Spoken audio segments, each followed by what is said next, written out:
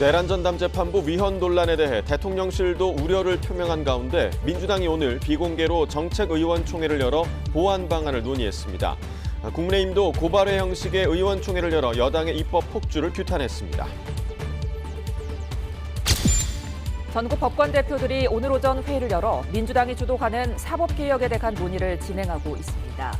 심각한 우려를 표한 법원장들에 이어 법관들은 어떤 입장을 내놓을지 주목됩니다. 쿠팡이 17일 만에 개인정보 노출을 유출로 인정한 가운데 개인정보 유출 배상보험을 법정 최소 금액으로만 가입해온 것으로 확인됐습니다. 김범석 창업주에 대한 책임론이 커지고 있지만 김 의장은 여전히 침묵으로 일관하고 있습니다. 배우 조진웅 씨가 과거 범행을 일부 인정하며 은퇴를 선언했지만 소년법 취지를 놓고 갑론을박이 이어지고 있습니다. 조진웅 지우기에 나선 방송가에서도 후폭풍이 번지고 있습니다.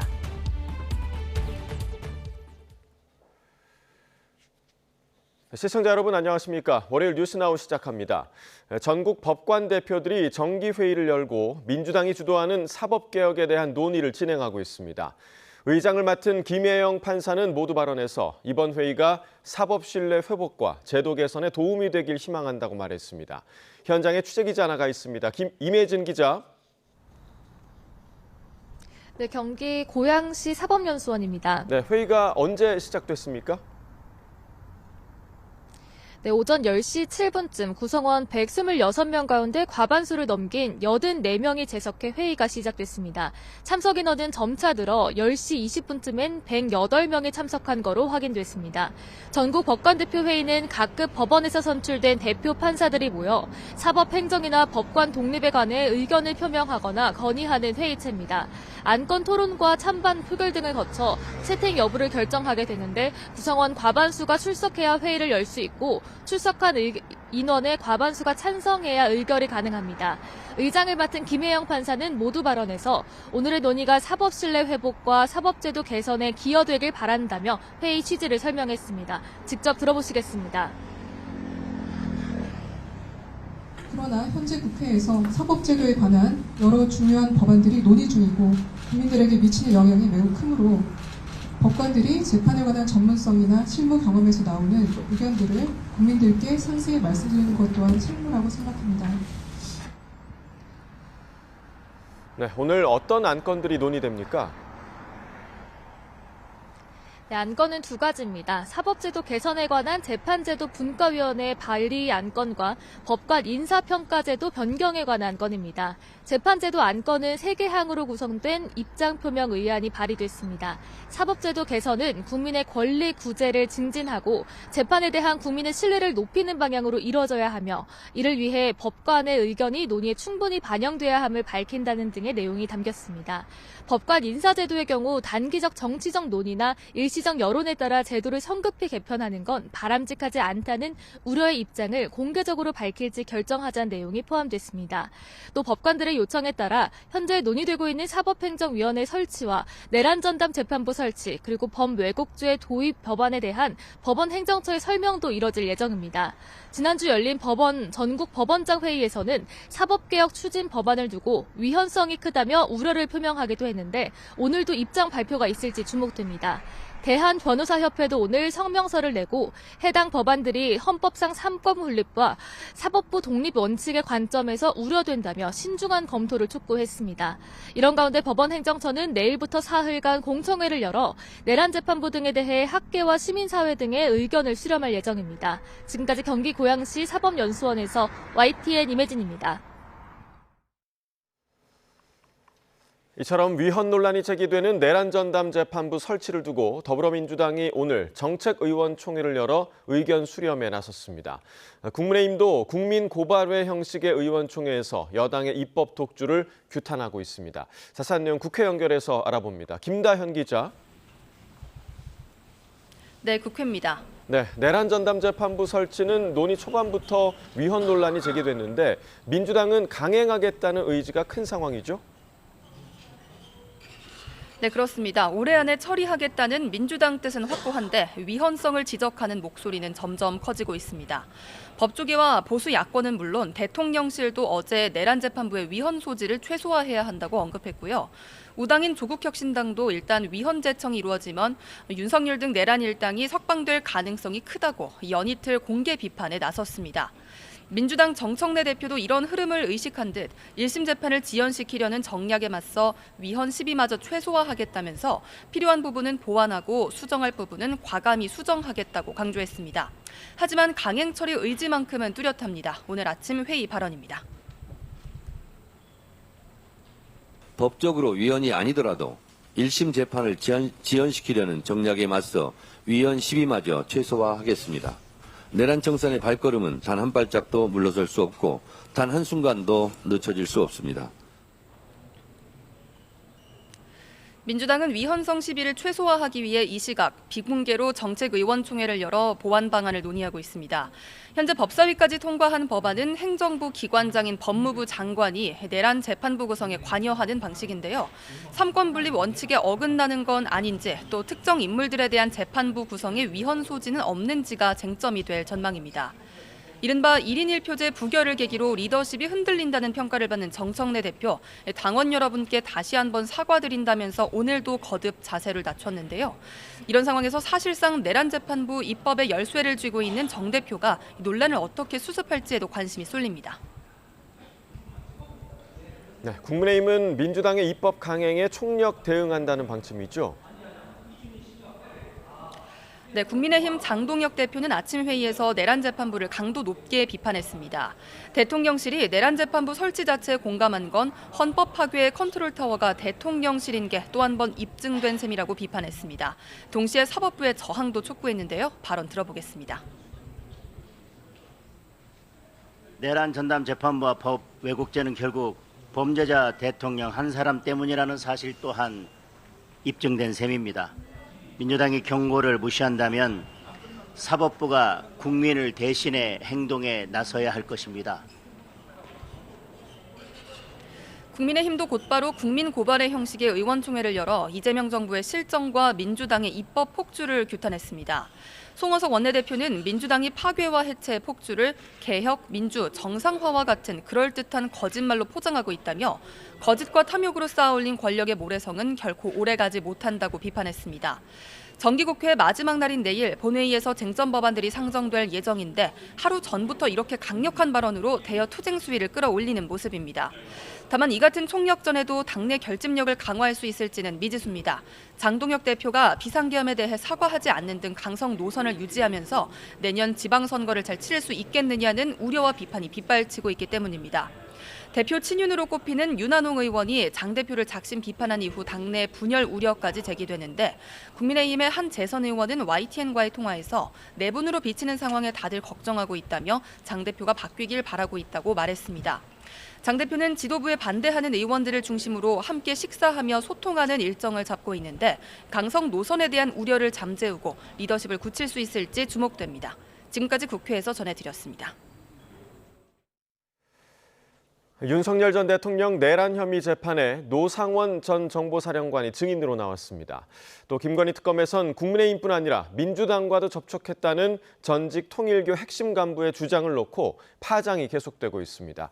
취재기자 연결합니다. 우정훈 기자. 네, 내란 특검입니다. 네, 윤 전 대통령 재판 어떻게 진행되고 있습니까? 네, 윤 전 대통령 내란 우두머리 혐의 재판에서는 노상원 전 정보사령관에 대한 증인 신문이 진행 중입니다. 노 전 사령관은 이른바 햄버거 회동을 통해 비상계엄을 사전 모의하고 민간인 신분으로 국방부에 부정선거 관련 제2수사단 구성을 주도했다는 의혹을 받는 인물입니다. 또 수거나 북한 공격 유도 등 내용이 담긴 수첩의 작성자기도 한데 오늘 재판에선 특검 측 신문의 증언을 거부하고 있습니다. 노 전 사령관 증인 신문이 끝나면 박안수 전 육군 참모총장도 출석할 예정입니다. 핵심 인물에 대한 증인 신문이 진행 중인 윤 전 대통령 내란 혐의 재판은 한 달 뒤쯤 변론이 종결될 예정입니다. 네, 김건희 특검 상황도 짚어보겠습니다. 통일교가 국민의힘뿐 아니라 민주당으로부터도 선거 지원을 요청받았었다는 주장의 여파가 이어지고 있죠? 네, 그렇습니다. 통일교 현안 청탁을 위해 김건희 씨에게 금품을 전달한 혐의를 받는 윤영호 전 본부장이 본인 재판에서 한 발언을 두고 파장이 계속되고 있습니다. 지난 2022년 교단 행사와 관련해 국민의힘뿐 아니라 민주당과도 여러 차례 접촉했다며 민주당도 선거를 도와줄 수 있겠느냐고 제안했다는 겁니다. 실명을 밝히는 건 고민 중이라면서도 접촉한 인사가 현 정부 장관급 4명이고 이 중 2명은 한 총재와 만났다고도 주장했습니다. 그러면서 조사에서 충분히 말했는데 증거 기록엔 왜 빠져 있느냐며 특검에 항의하기도 했는데요. 특검은 수사보고서에 관련 내용을 남겨뒀다며 오늘 브리핑에서 구체적으로 설명할 것이라고 밝혔습니다. 이런 가운데 법원에서는 국민의힘 권성동 의원에게 통일교 지원 요청을 목적으로 정치자금 1억 원을 전달한 혐의로 기소된 한 총재 등의 2차 공판이 진행 중입니다.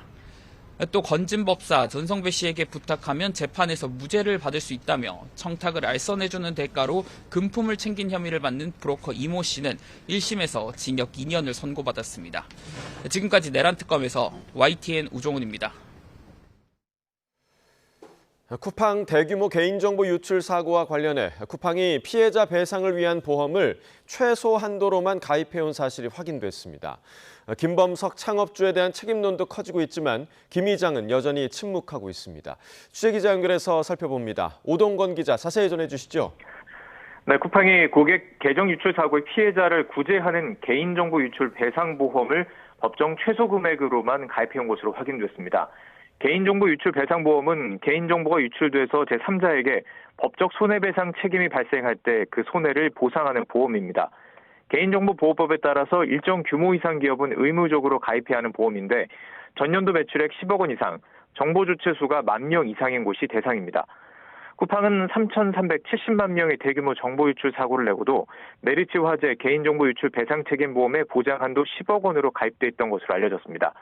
즉 이번 사고에서 쿠팡의 배상 책임이 인정돼도 보험을 통해 쿠팡이 보상받을 수 있는 최대 금액은 10억 원에 불과하다는 뜻입니다. 집단 소송 움직임도 커지는 가운데 사실상 보상 보험은 없는 것과 마찬가지인 셈입니다. 2,300만 명의 개인정보 유출 사고를 낸 SK텔레콤도 역시 이 보험의 보장 한도 10억 원인 것으로 알려지면서 근본적인 제도 보완이 필요하다는 목소리가 나오고 있습니다. 네, 쿠팡 김범석 창업주에 대한 책임론도 계속되고 있는데 여전히 침묵 중이죠? 그렇습니다. 김범석 의장이 우리나라에서 공개석상의 모습을 드러낸 건 10년 전인 지난 2015년이 마지막이었습니다. 당시 로켓 배송 1주년을 맞아 기자간담회를 열었는데요. 직접 보시죠. 저희는 택배를 하려고 이 도전을 한 게 아니고 물류를 하려고 이 도전을 한 게 아니고 고객들의 삶의 질을 커머스 서비스로 한층 끌어올리기 위해서 한 것입니다. 김범석 의장은 이렇게 쿠팡은 고객 삶의 질을 올리기 위한 서비스라고 밝혔지만 최악의 고객 정보 유출 사고에는 여전히 침묵하고 있습니다. 김 의장은 2021년 한국법인이사회 의장직과 등기이사직에서 물러나면서 한국사업과의 법적 연결고리를 최소화했습니다. 하지만 미 증권거래위원회에 공시한 올해 3분기 보고서에는 여전히 한국사업의 최고 운영 의사결정자로 미국 법인 최고 경영자를 기록하고 있습니다. 그러니까 김범석 의장이 우리나라 쿠팡을 포함해 최종 의사결정을 하고 있다는 내용이라 이번 사태의 책임을 피할 수 없다는 지적이 나오고 있습니다. 국회 과학기술정보방송통신위원회는 쿠팡 개인정보 유출 사태와 관련해 청문회를 개최할 예정인 가운데 김 의장을 증인으로 채택하고 정무위 소속 여야 의원들도 김 의장이 고발하는 방안까지 검토하고 있는 것으로 알려졌습니다. 지금까지 YTN 오동원입니다. 쿠팡이 대규모 정보 유출 사태와 관련해 다시 올린 사과문 페이지를 카카오톡 등으로 공유하면 홍보를 위한 미리 보기 제목이 노출돼 논란이 일고 있습니다. 쿠팡은 어제 정보 노출을 유출로 수정해 다시 통보하라는 정부 당국 등의 요구에 따라 사과문을 재공지했습니다. 하지만 쿠팡의 2차 사과문 URL을 카카오톡으로 공유하면 쿠팡이 추천하는 관련 혜택과 특가라는 미리 보기 제목이 떠 혼란을 낳고 있습니다. 통상 미리 보기 제목은 관련 내용을 요약해서 보여주는 것인데 이처럼 사과문과저 광고로 이용하는 쿠팡의 태도에 이용자들의 반발이 이어지고 있습니다. 쿠팡을 대상으로 국내 이용자들의 소송이 본격화하고 있는 가운데 미국의 쿠팡 본사를 상대로 한 미국 내 집단 소송이 추진됩니다. 한국 법무법인 대륜의 현지 법인인 미국 로펌 SJKP는 현지 시간 8일 뉴욕 맨해튼에서 기자회견을 열고 쿠팡을 상대로 한 징벌적 손해배상 소송을 미국 법원에 제기할 계획을 공개하겠다고 밝혔습니다. 법무법인 대륜 관계자는 한국과 미국에서 동시에 소송을 추진할 것이라며 미국 법원에 제기할 징벌적 손해배상과 관련해 이미 원고를 일부 모집했고 기자회견을 통해 원고를 더 모집할 것이라고 말했습니다. 가상자산 거래소 업비트를 운영하는 두나무가 해킹으로 빠져나간 피해 자산 가운데 26억 원을 동결해 회수 절차를 진행하고 있다고 밝혔습니다. 두나무는 지난달 27일 해킹 사고가 발생한 뒤 자체 개발한 온체인 자동 추적 서비스를 이용해 출금된 디지털 자산의 이동 경로를 추적하고 있습니다.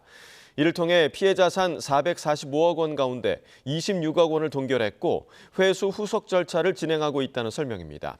두나무는 또 피해 자산 추적과 동결에 기여한 개인 단체에 최종 회수 자산의 10%를 보상금으로 지급할 계획이라고 밝혔습니다.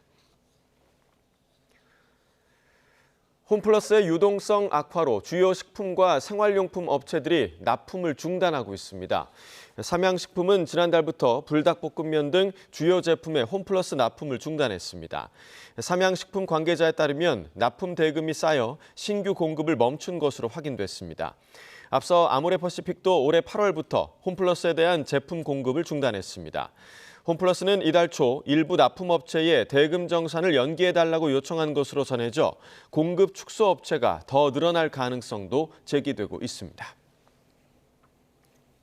4,100선을 회복했던 코스피가 상승 출발했지만 장 초반 외국인과 기관의 동반 순매도로 혼조세를 보이고 있습니다.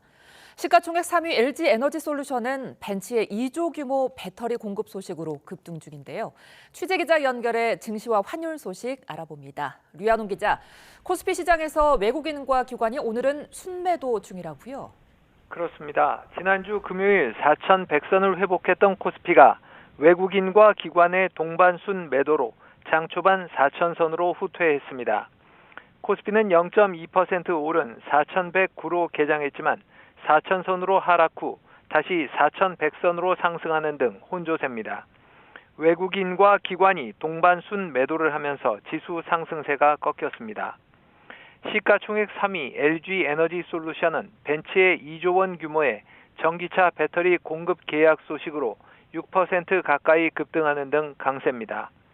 포스코 퓨처엠과 한화에어로스페이스, 현대로템과 삼성물산, 고려아연도 3% 이상 상승세입니다.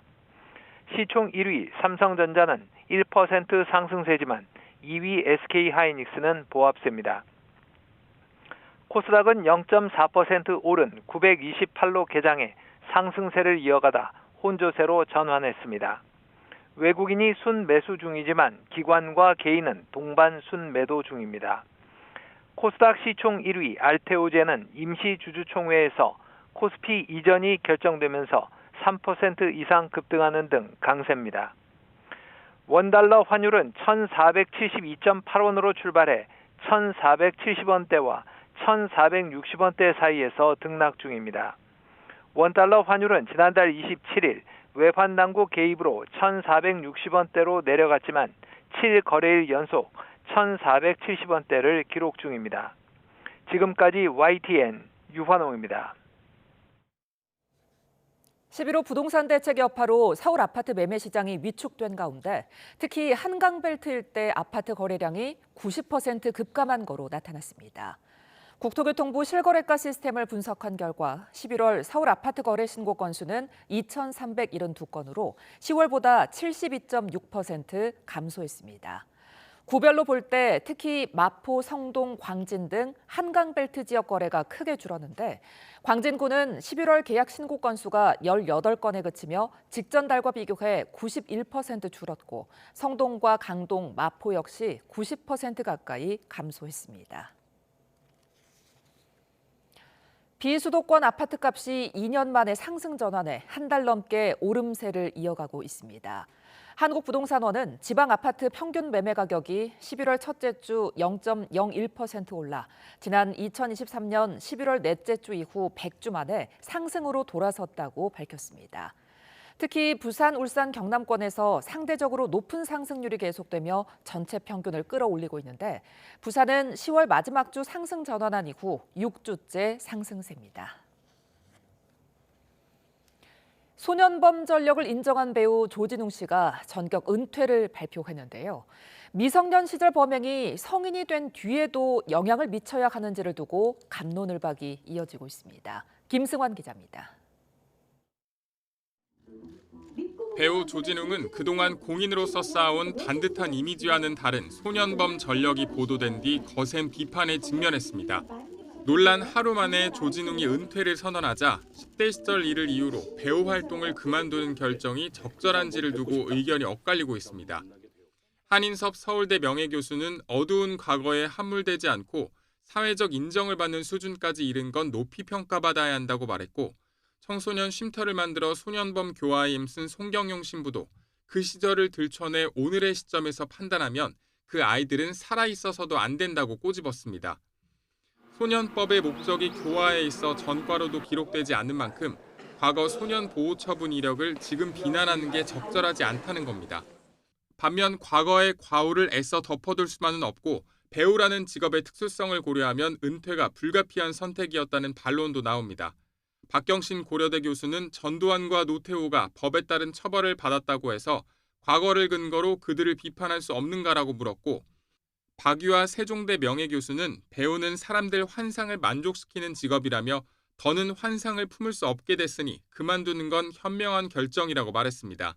지금 이렇게 조금 더 진지한 고민이 또 시작이 되고 있다는 점에서 좀 유의미한 그런 이야기들이 많이 흘러나오고 있다 이렇게 보고 있습니다.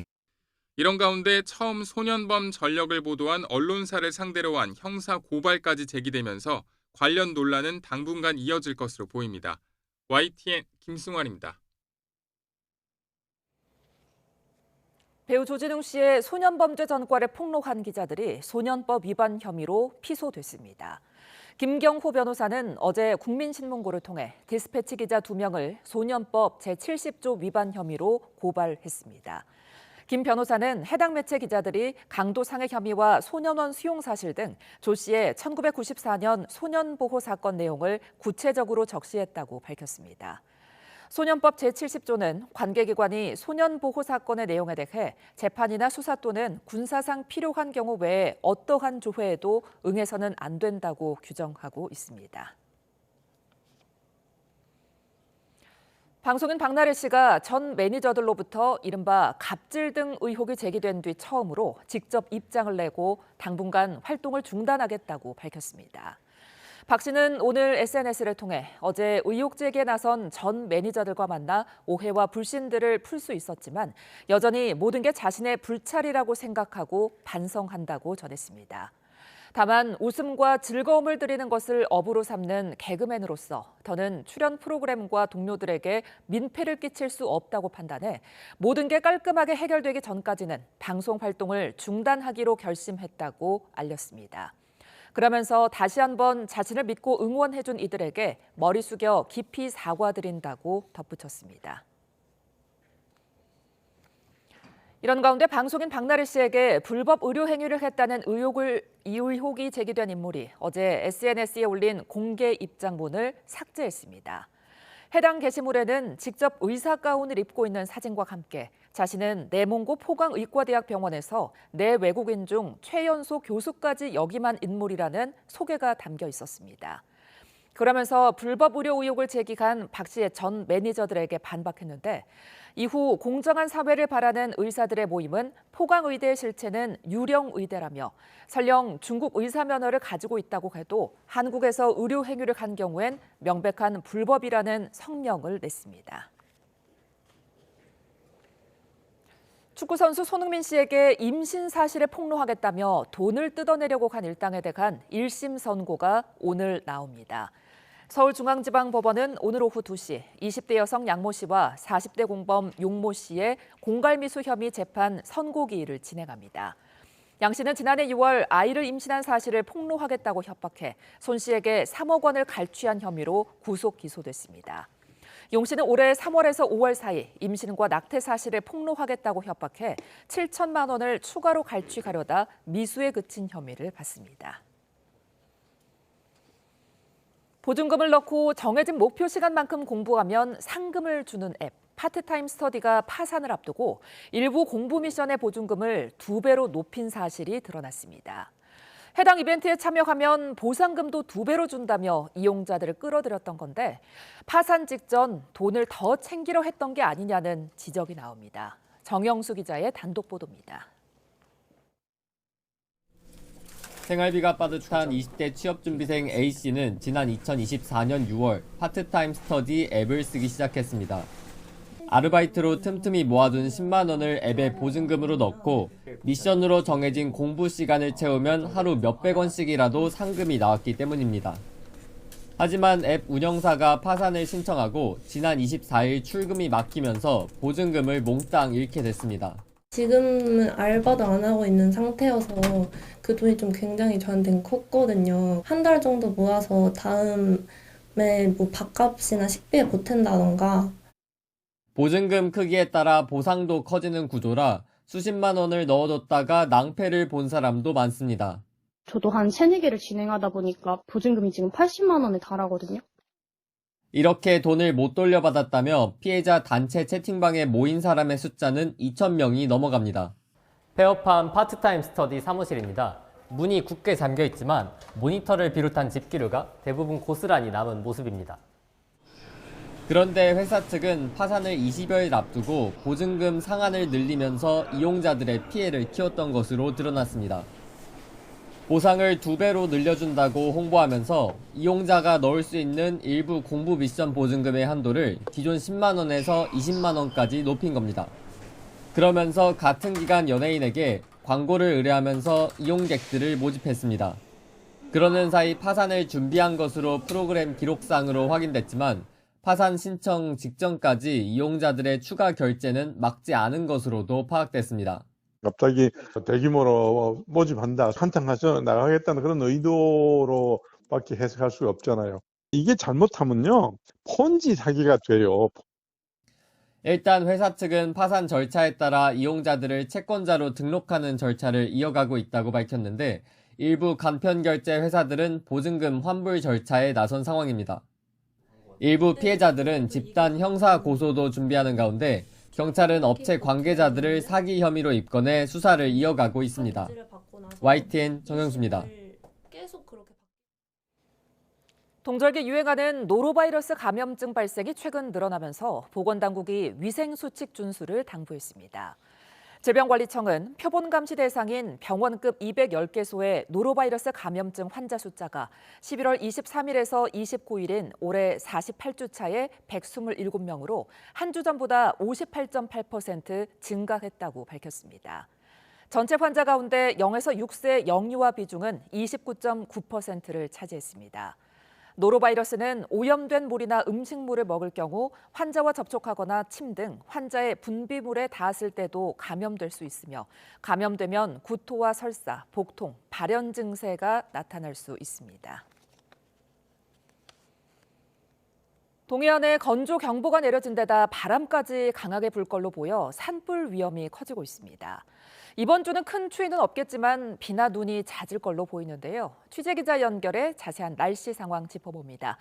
김민경 기자, 동해안의 건조 상황이 계속 악화하고 있는데요. 여기에 오늘은 강풍까지 예보됐다고요?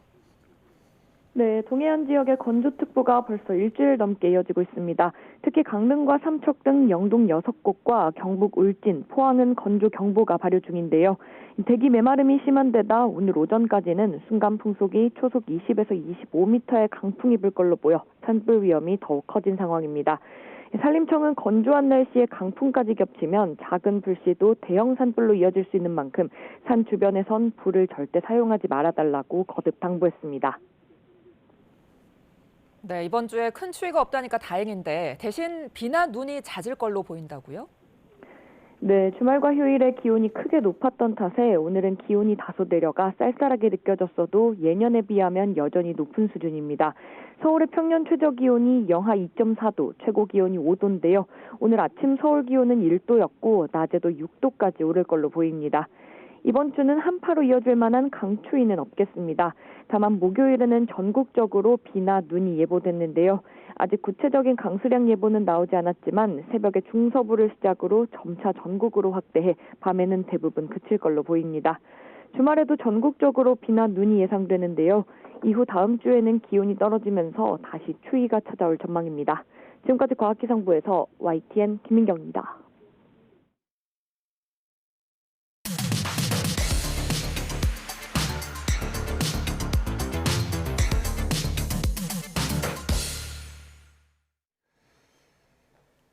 각이 살아있는 정치평론 시사건각 시작합니다. 오늘도 각이선은 두 분을 모셨습니다.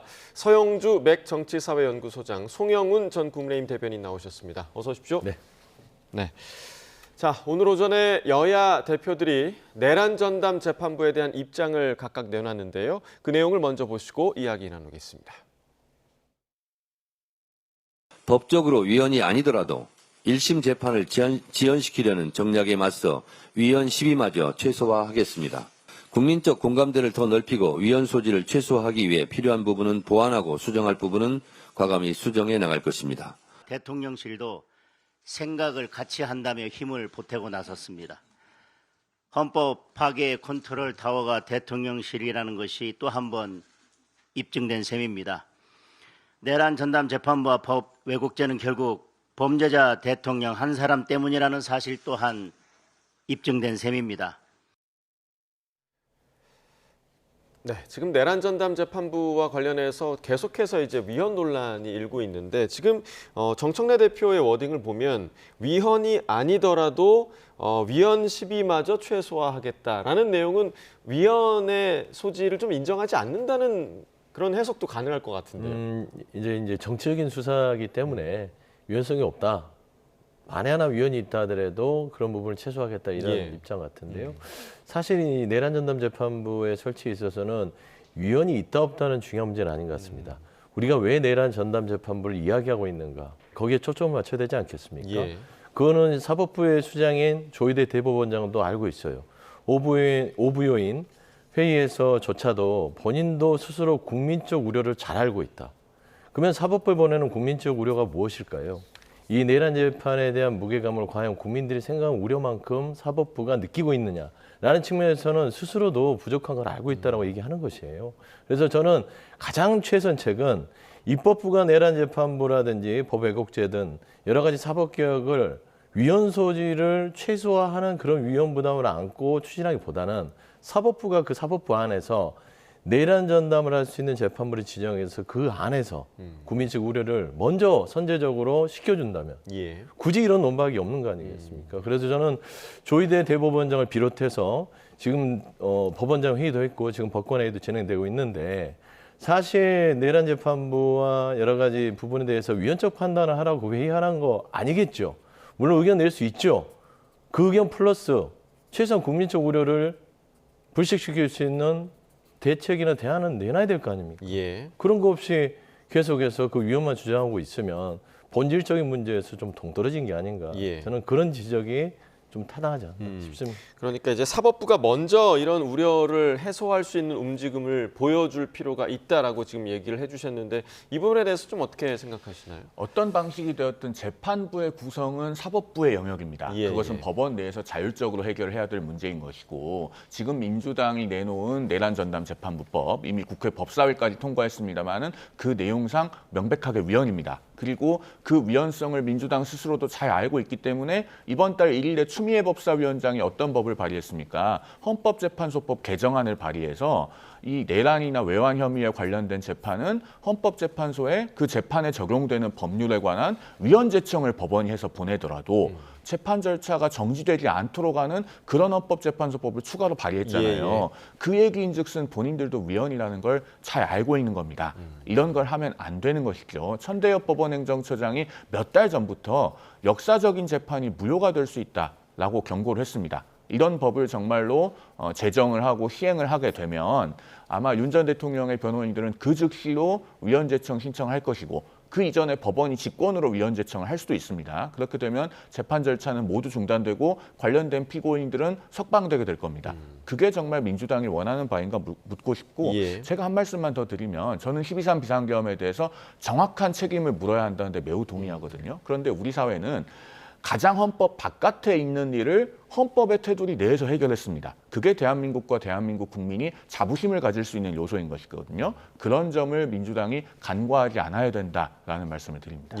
어제 그 내란 전담 재판부와 관련해서 우상호 정무수석이 했던 발언과 관련해서 그러니까 대통령실은 이 사안에 대해서 어떻게 바라보고 있는가를 좀 엿볼 수 있는 그런 발언이었는데 일단은 그 내란 전담 재판부 를 만든다는 거에 대한 방향성은 동의를 하지만 위헌성에 대한 그런 여러 가지 지적에 대한 부분은 좀 최소화시켜야 된다라는 건데 그 부분에 대해서 대통령실이 제동을 건 거다 아니면 큰 틀에서 공감대를 형성한 거다 여러 좀 반대 해석이 좀 나오고 있더라고요. 어떻게 일단 이제 보세요? 방향성에 동의했다라고 보는 게 정확한 해석 같습니다. 내란 전담 재판부 이게 왜 필요한지 앞서 제가 얘기했듯이 국민적 우려를 지금 현 정부는 이야기하는 거죠. 이 국민적 우려는 분명히 존재하고 이 우려를 털어내려면 결국에는 내란 전담 재판부라는 이런 형식이 필요할 것 같다라는 것은 저는 같은 방향을 보고 있다고 보는데 사실 방식에 있어서의 어떤 차이는 존재한다.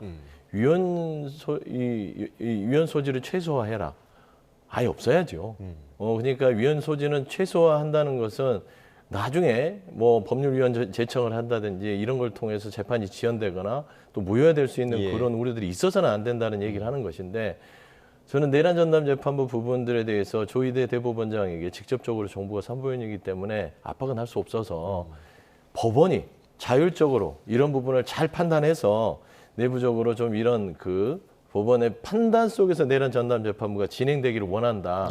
저는 그런 얘기들을 좀 돌려서 얘기한 게 아닌가 싶습니다. 네. 자, 이런 상황 속에서 민주당의 우당이죠. 조국혁신당도 민주당에서 추진하고 있는 안에 대한 우려를 표명하고 있는데요. 관련 내용 함께 듣겠습니다.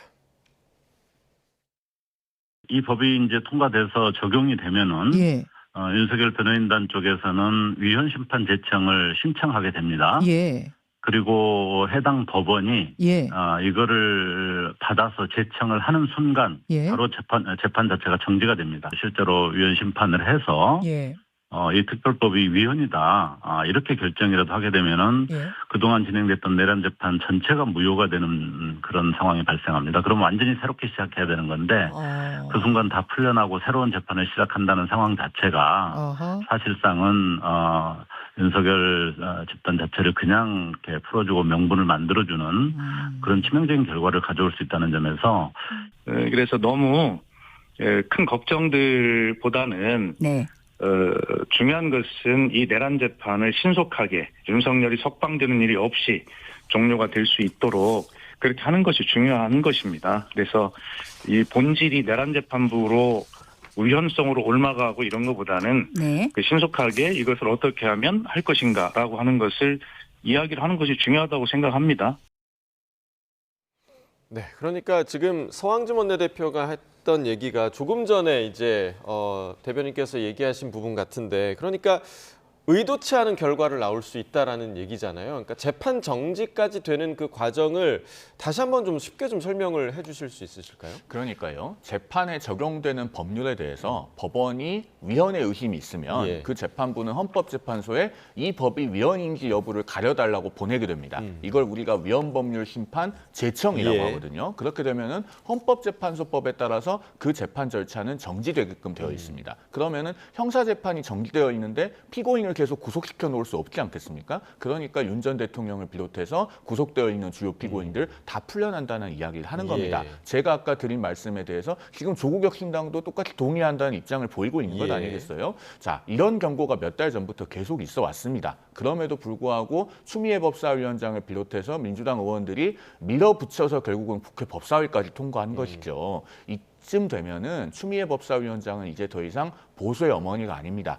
윤 어게인의 어머니라고 불려야 돼요. 저런 법이 제정돼서 시행되는 순간 윤 전 대통령이 석방되는 가능성이 생기는 것이고, 그러면 지난 3월 8일처럼 윤 전 대통령이 주먹을 불끈 쥐고 서울구치소를 걸어 나오게 됩니다. 그런 가능성을 지금 국민의힘이 만들고 있습니까? 민주당이 만들고 있습니까? 이런 것을 하면 안 되는 것이고, 본인도 위헌성을 알고 있기 때문에 아예 위헌재청으로 다투어도 재판 절차가 정지되지 못하게 하는 법안까지 발의해놨는데, 그것은 한마디로 위헌 돌려막기입니다. 그렇게 하는 법안도 헌재에 가면 똑같이 위헌으로 판단을 받을 거거든요. 그러니까 위헌을 위헌으로 돌려막지 말고 이것은 사법부 자율의 영역으로 맡겨야 됩니다. 조금 전에 이제 서 대표님도 이게 근본적으로 위헌의 요소가 없어야 된다라고 얘기를 해주셨는데, 지금 설명해 주신 이런 위험성에 대해서 아마 민주당의 많은 의원들도 공감을 하고 있을 것 같고, 그리고 만약에 그렇게 된다면 정말 의도치 않은 결과가 나올 수도 있는 거잖아요. 이 부분을 오늘 의총에서 좀 논의하고 있겠죠? 네, 의총이 지금 열려서 논의하는 것으로 알고 있고요. 사실 조국 혁신당을 비롯해서 당내에서도 많은 법률가들이 내란 전담 재판부가 얻으려고 하는 실익이 무엇인가. 첫 번째는 신속하게 끝내는 거, 두 번째는 명확하게 끝내는 것인데, 근데 반대급부로 과연 신속하게 끝내는데 도움이 되는가. 두 번째는 이게 명확하게 끝낼 수 있는 데 도움이 되는가. 그게 조금 의아해요. 뭐 지적이 틀리지 않습니다. 저는 조국 혁신당에서 재판이 지연될 수 있다는 그런 가능성이 더 높고, 만에 하나 이게 헌재 판단에 대해서 결정이 나오면 재판을 다시 시작하기 때문에 무효가 될 수 있는 우려가 있습니다. 1심 재판의 선고가 몇 달 남지 않았습니다.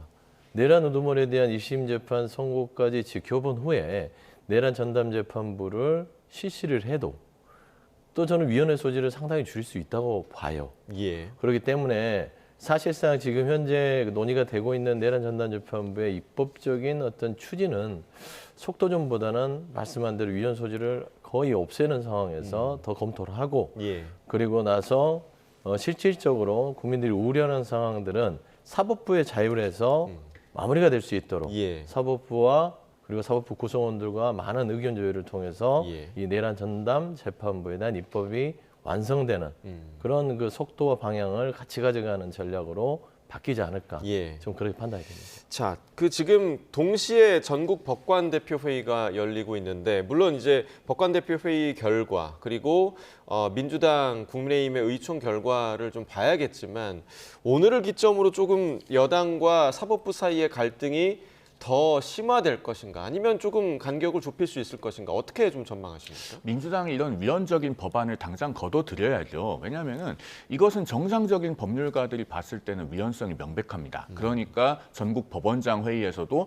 공정한 재판을 받을 권리를 본질적으로 침해하는 것이다 라고 하는 대단히 명확한 입장이 나오지 않았겠습니까? 왜 그러냐면 공정한 재판을 받을 권리의 핵심은 내 재판을 담당할 판사가 무작위로 정해진다는 것에 있습니다. 즉 법령에 따라서 어떻게 판사가 배정될지는 그 규칙은 정해져 있고, 그 안에서는 랜덤으로 정해져야 되는 거예요. 그렇지 않고 사람을 고르게 되면 우리는 그 결론도 같이 고르게 됩니다. 제가 12.3 비상계엄에 대해서 정확한 책임을 물어야 된다고 말씀드리면서도 이 위헌적인 내란 전담 재판부법에 반대하는 이유는 이겁니다. 우리가 누군가에 대해서 유죄를 주고 중형을 주기 위해서 정치 권력이 개입해서 판사를 고를 수 있다면요.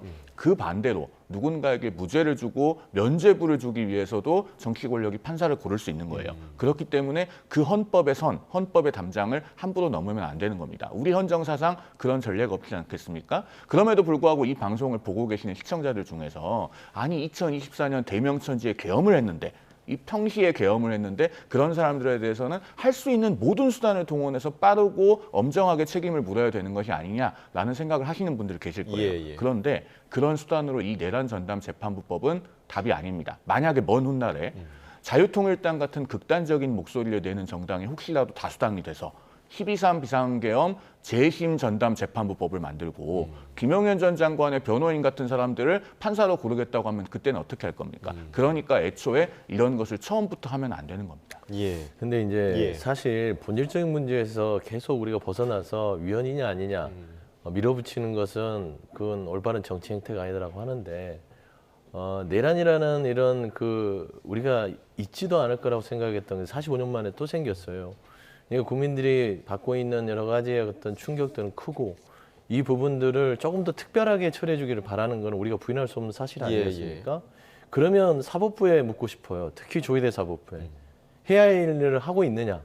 정말 하고 있느냐? 본인들이 하고 있다면 거기에 대한 국민들의 우려가 없어야죠. 그런데 해야 할 일은 하지 않고 본인들의 권리만 주장합니다. 이건 헌법에 보장된 사법부의 권리고 독립성이다.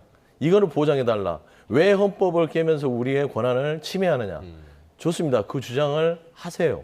하지만 해야 될 일도 해야 된다는 측면에서는 더 이상 정치권에서 위헌 논란으로 갑론을박이 생기지 않도록 사법부 내부에서 사법 신뢰를 얻을 수 있는 노력들을 좀 해주기를 바란다. 그런 말씀 좀 드리겠습니다. 제가 하나만 짧게 말씀을 드리면 저는 1월 19일 그 서부지법 난입 사태 이후로 우리 공론장에서 말하는 사람들은 가급적이면 사법의 신뢰를 높여주는 방향으로 말해야 될 책무가 있다고 생각합니다. 그 연장선상에서 말씀드리자면 아마 법원이 국민들께서 납득할 만한 조치를 내놓게 될 겁니다. 지난번에 법원장 회의에서도 집중심리재판부 이야기가 나오지 않았습니까? 그런데 현재는 당장 재판부를 교체할 수 없는 것이 아직 1심 재판부가 결론을 내기도 전이에요. 그런데 그 진행의 어느 단면만 보고 재판 진행이 마음에 안 든다고 해서 대법원이 개입해서 그 재판부를 교체하려고 든다면 그것이 바로 2018년에 우리 사회에서 크게 문제가 되었던 사법농단보다도 더한 부당한 재판 개입이 됩니다. 그렇기 때문에 설령 대법원에서 보고 일정한 시각이 있다고 하더라도 지금 당장 어떻게 할 수가 없습니다. 그런 점을 사실은 우리 국민들께 좀 이해하실 수 있게 설명을 드리고 통역을 해드리는 것이 공론장에서 말하는 사람들의 역할이 아닐까 저는 그렇게 생각합니다. 한 가지만 더. 그럼 사법부, 그러니까 3권에 해당하는 그 사법부에 대한 견제는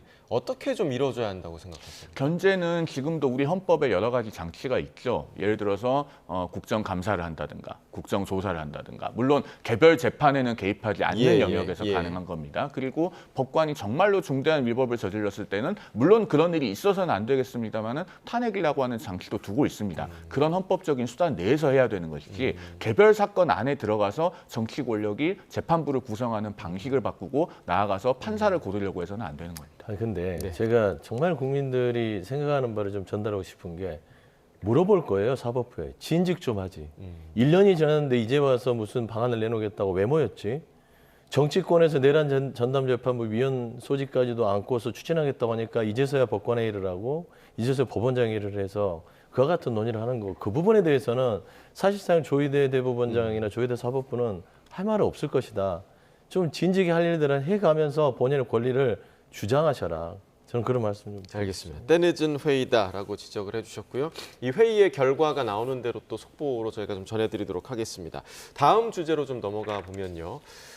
통일교의 2인자로 불리던 윤영호 전 통일교 세계본부장 폭로로 인해서 정치권이 또다시 이제 경랑에 휩싸였습니다. 그러니까 지금 지난 대선 때 민주당 중진들에게도 수천만 원을 전달했다라고 주장을 한 건데 지금 이 부분에 대해서 일단은 좀 어떻게 좀 상황을 파악하고 계십니까? 그러니까 통일교가 기본적으로 정치에 종교를 접합시켜서 본인들이 정치 권력을 지배하겠다는 어떤 의사를 갖고 있었던 건 이번 특검을 통해서 좀 드러났습니다. 그런 의미에서 국민의힘이 김건희 씨와 연결고리를 통해서 건진법사와 여러 가지 부적절한 정치자금법 위반 등 권선동 의원도 포함되어 있죠. 그것만 있느냐? 그게 아니라 국민의힘이 아닌 또 민주당 인사하고도 보험 차원에서 또 나름대로의 정치적 로비 역할을 했다라는 것이잖아요. 이제 그게 이제 폭로가 됐어요. 근데 이제 문제가 되는 건 아니 왜 김건희 특검은 이거를 수사를 형평성 있게 해야 되는데 민주당 인사는 하지 않지? 이 얘기잖아요. 그러면 결국 이거는 뭐냐면 원칙적으로 두 가지입니다. 첫 번째, 김건희 특검은 김건희라는 사안에 관련성이 있는 수사를 하는 수사 범위 안에 있는 것인가, 아니면 그 외의 것도 수사할 수 있는 것인가, 그 문제에 이제 직면하는 것이고, 그러면 민중기 특검은 이거를 마치 민주당 인사라고 봐준 것처럼 오해가 있다면 그 입장을 빨리 정리를 하면 돼요. 이거는 김건희 특검이기 때문에 민주당 인사들이 김건희 씨를 통해서 통일과 연결고리가 없기 때문에 이 사안에 대해서는 별도 수사를 하지 않고 이거는 사건을 정리해서 국수본이나 이런 쪽에 넘겨서 수사하도록 하겠다라는 입장을 정리하면 말끔하게 정리되는 것이지 자꾸 특검에서 이 부분에 대해서 선택적 수사라는 계속 얘기가 나오는데 뭉개고 있으면 안 된다는 지점에서는요. 괜히 이런 뭐 별로 그렇게 따지고 보면은 불필요한 불신뢰를 초래할 필요는 없다. 그런 말씀드립니다. 지금 말씀하신 부분, 그러니까 이제 민중기 특검팀의 수사 범위 안에 이 사안이 지금 포함이 될 것이냐의 문제도 있고, 지금 민주당 그 백승하 원내대변인이 얘기한 거에 따르면 조직적 동원에 따른 불법적 상황이 아니었다라고 지금 얘기를 한. 그러니까 국민의힘과는 사안 자체가 조금 다르다라는 지금 이야기로 들리는데 어떻게 좀 보셨어요? 일단 특검의 수사 범위 안에는 명확하게 포함됩니다. 그 김건희 특검법 2조 16호에 보면은 1호부터 15호까지 관련된 사건들을 수사하다가 인지하게 된 관련 사건들도 수사 범위에 명문으로 포함하고 있지 않습니까? 그래서 실제로 최근에 구속된 사람이 누굽니까? 조영탁 IMS 모빌리티 대표잖아요. 이 사람은 공적인 인물도 아니고 우리 국민이 그동안에 이름도 모르던 사람입니다. 이른바 집사 게이트라고 하는 것을 수사하다가 파생되어서 나왔는데 아직까지 김건희 씨와의 관련성은 입증된 게 없어요. 그런데 구속영장 재청구까지 한 끝에 결국에 특검이 구속시켰습니다. 자, 이런 것은 이렇게 열심히 수사를 하면서 윤영호 전 통일교 세계본부장의 진술은 굉장히 구체적이잖아요. 어떤 민주당 영남권 중진 정치인에게는 3천만 원과 1,000만 원짜리 시계를 줬다. 또 다른 어떤 유력 정치인에게는 4천만 원의 현금을 줬다. 그다음에 정진상 전 민주당 정무조정실장에는 접근하려고 했다. 금품을 줬다는 얘기는 아직 없는 것 같습니다. 이렇게 정확하게 구분해서 구체적인 진술을 하고 있는데 그런 것을 참고인 또는 피의자 진술 조서로도 남기지 않고 면담이라는 명목하에 수사 보고서에만 적어놨어요. 결국은 윤영호 본부장이 법정에서 진술함으로써 이것이 드러나게 됐습니다. 선택적 수사는 선택적 은폐의 다른 말입니다. 그리고 윤영호 전 본부장이 기소된 시점으로 미뤄봤을 때 이 진술을 특검이 획득한 지도 한 넉 달 정도는 됐을 겁니다. 그동안에 얼마나 많은 증거인멸이 있었을지를 생각해 보면 이거는 당장 특검을 특검해야 될 사안이다 이렇게 말씀드립니다. 그러니까 이제 이게 관련성이 있느냐 이걸 판단하는 주체도 특검이기 때문에 그렇죠. 이 관련성에 대한 어떻게 보면 약간의 주관성이 좀 개입될 여지가 있지 않을까라는 생각도 좀 들거든요. 그러니까 사실상 이거는 이제 특검이 명확하게 입장을 밝혀주고 털고 가면 되는 거예요. 괜히 이제 송 대변인한테까지 꼬투리 잡힐 필요도 없어요. 뭐 이게 뭐 수사 범위 있다라고 하면서 막 이렇게 들어오면 특검이 무슨 말을 하겠습니까? 근데 사실 저는 이제 수사 범위 있다고 보지는 않는 입장인데 김건희 씨랑 민주당은 무슨 관계가 있겠어요? 통일교하고는 연관성이 없죠. IMS 모빌리티는 차고 들어가면 뭐 재생 한방병원까지 쭉 해서 연결하면 이제 연결이 되기 때문에 아마 수사가 됐던 것 같고요. 사실 이 부분에 있어서는 윤영호 통일교 전 본부장을 수사하는 와중에서 정치자금법에 의혹이 있을 만한 사안들이 발견됐기 때문에 인지로 해서 다른 수사팀에 넘기고, 왜냐하면 지금 김건희 특검도 수사 시간이 얼마 없습니다. 할 일은 너무 많고요. 그렇기 때문에 선택과 집중을 통해서 선택적 수사라는 어떤 오명을 쓰지 않도록 이 부분을 빠른 시간 내에 정리해서 국민들한테 알려주는 거, 그런 조치가 필요하다고 봅니다. 제가 왜 그 말씀에 동의할 수 없는지를 말씀을 드리면은요. 아까 제가 윤영호 전 본부장이 기소된 시점에 대해서 말씀드렸잖아요. 기소를 하고 나면은 검사는 원칙적으로 그 피의자를 불러다 놓고 조사를 못 합니다. 그러니까 이 민주당 정치인들에게 돈을 줬다고 하는 진술은 그 기소 시점 이전에 얻었을 거예요. 그러면 적어도 한 넉 달 정도 됐습니다. 자, 말씀하신 것처럼 특검이 가령 정말 양심적으로 판단해서 수사 범위에 포함되지 않는다라고 판단했으면 뭘 해야 됩니까? 이첩을 해야죠. 그런 구체적인 이첩 조치를 했습니까? 했으면 진작에 언론에 발표됐겠죠. 그러니까 그런 진술을 받아놓고도 수사를 하지도 않고 이첩을 하지도 않고 묻어놓고 있었던 겁니다. 이게 사안의 핵심인 거고요. 정치인에게 정치자금을 준 것을 넘어서서 국회의원의 직무 관련성이 있는 금품을 주면 그건 뇌물입니다. 그리고 3천만 원이 넘어가면은 특가법상의 뇌물죄가 적용됩니다. 이걸 만약에 인지하고도 수사하지 않고 방치하면은 특가법의 특수직무유기라고 해서 가중처벌 조항도 있거든요. 그렇기 때문에 지금 특검보, 파견검사 이런 인사들이 전부 다 새로운 특검의 수사를 받아야 되는 사안이다 이렇게 말씀을 드리는 겁니다. 그러니까 기소하고 이첩할지 범죄 정보를 이첩할지에 대해서는 특검이 판단을 게을리한 건 있으나 이걸 수사를 은폐했다까지 가는 것들은 아직 현상이 다 확인된 건 아니지 않습니까? 그래서 특검이 이 부분에 대해서 수사 이첩을 하면 다 해결될 문제라고 봅니다. 네, 자 특검 측의 입장이 나올지 좀 지켜봐야 할 사안인 것 같고요. 그리고 이제 그 연예계 소식, 그러니까 이제 배우 조진웅 씨 관련 사안이 지금 정치권으로까지 넘어오고 있는 그런 모양새입니다. 지금 나경원 의원이 공직자 소년기 흉악범죄 조회 공개법을 발의하겠다 이런 입장을 밝혔는데 지금 사실 그 연예계에서 있었던 그런 사안을 정치권 그리고 공직사회에 사실 끌어온 사안이거든요. 이 부분 좀 어떻게 보셨어요? 저는 좀 부정적으로 보는 시각이 있어요. 물론 이제 사회적 이슈가 될 수 있는 거는 조진웅 씨가 공인이고 꽤 유명한 배우이기 때문에 예.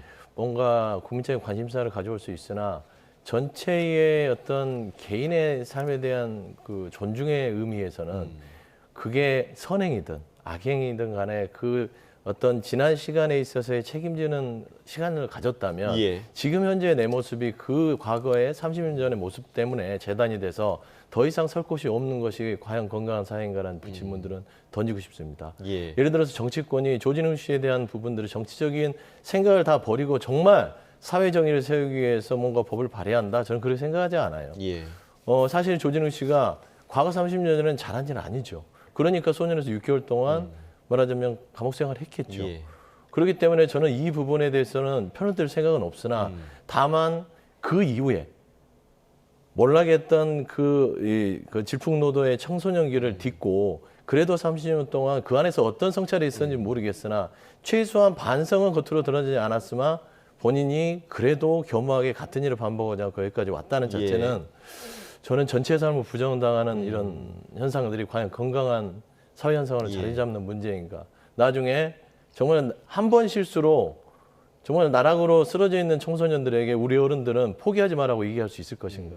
라는 측면에서 우리는 이건 진지한 사회적인 토론이 필요하지 정치적 공방의 안주거리로 가서는 안 된다 그렇게 생각합니다. 그러니까 소년법의 취지에 대한 사회적 논의가 좀 다시 한번 시작될 수 있는 사안이기도 한 것 같은데 일단은 지금 여권에서 조진웅 씨에 대한 옹호 여론들이 조금 많이 올라오고 있는 것 같더라고요. 그러니까 그동안 조진웅 씨가 보였던 그런 행보들이 어찌 보면 친여 성향으로 좀 보일 수 있기 때문에 지금 이러는 것인가. 여러 좀 해석이 있을 수 있을 것 같은데요. 진영 논리에 입각한 옹호라는 생각이 들어요. 왜냐하면은 과거 학창 시절에 저지른 학교 폭력이 드러나서 연예계에서 퇴출되다시피 한 연예인들이 그동안에도 있었습니다. 그런데 그중에 누구에 대해서 지금 화면에도 나왔다시피 민주당 의원들이나 또 조국 혁신당 의원이 저렇게 앞장서서 나서서 옹호를 한 적이 있습니까? 이것은 배우 조진웅 씨가 일종의 괴관 연예인이었기 때문이 아닌가 하는 생각이 들어요. 과거에 이제 왕실에서 공식적으로 자기를 주는 시인을 우리가 괴관 시인이라고 하지 않습니까? 마치 그런 괴관 시인처럼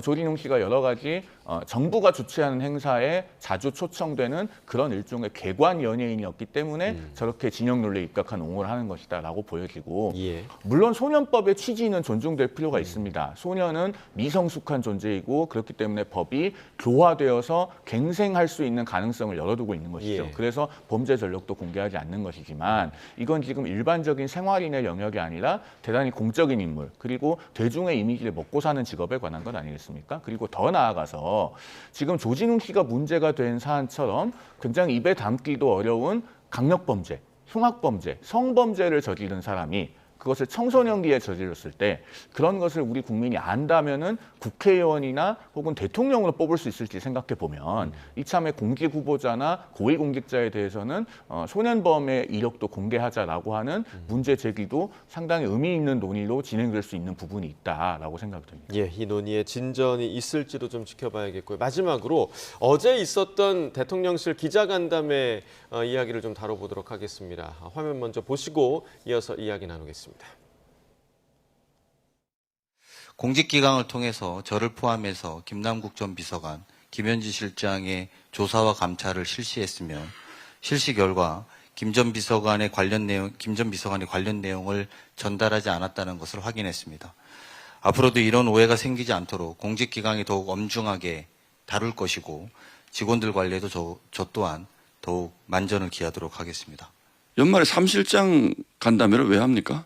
취임 6개월이라고 저는 그 대통령이 하면 되잖아요. 각 부의 장관들이 다 있고 경제부총리가 있고 사회부총리가 있지 않습니까?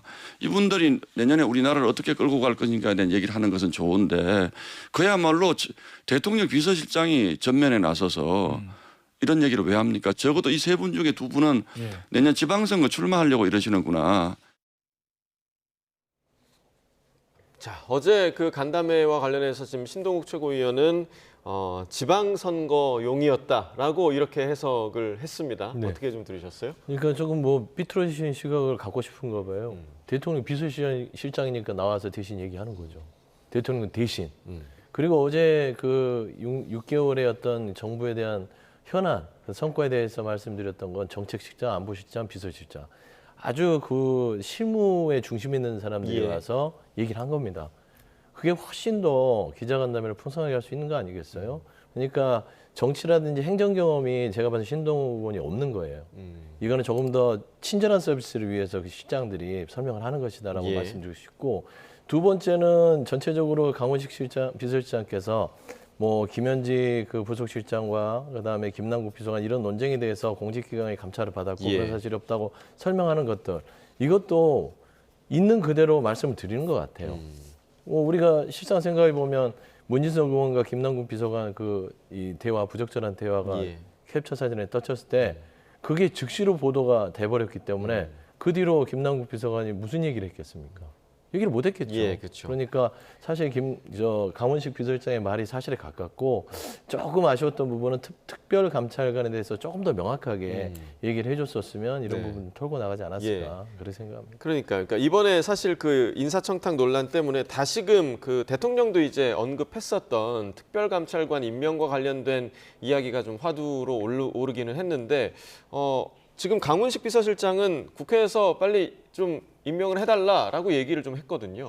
역시나 고도의 역할 분담 정치가 계속 이루어지고 있는 것이죠. 그러니까 대통령실은 특별감찰관을 빨리 추천해달라고 요구하는 듯한 모양새를 보이면서 민주당은 정작 추천을 안 하고 있습니다. 더더군다나 지난주에 어떤 일이 있었습니까? 정청래 대표가 추진하는 당헌 개정안이 민주당 중앙위원회에서 부결됐잖아요. 그게 결국에는 민주당을 대통령의 당으로 둘 것이냐, 당대표의 당이 될 수 있게 길을 열어줄 것이냐에 관한 권력 다툼에서 벌어진 문제라는 점에서 과연 지금 정청래 대표 체제의 민주당이 고양이 목에 방울을 다는 특별감찰관 추천을 당 차원에서 신속하게 진행할 수 있을 것인가 매우 의문이 듭니다. 그런데 어찌됐든 특별감찰관은 빨리 추천해야 됩니다. 조금 전에 강훈식 비서실장이 나에 대한 감찰이 있었다고 발표를 하는 장면, 우리 정치 역사상 보신 적 있습니까? 감찰 대상자가 나와서 사실 제가 감찰 받았고요, 아무 문제 없었다고 결론이 났어요. 이렇게 발표하는 장면은 우리 정치사에서 본 일이 없는 겁니다. 어떤 장면이 연상되냐면 2010년에 프로야구 승부조작으로 세상을 떠들썩하게 했던 박현준이라고 하는 투수가 있었습니다.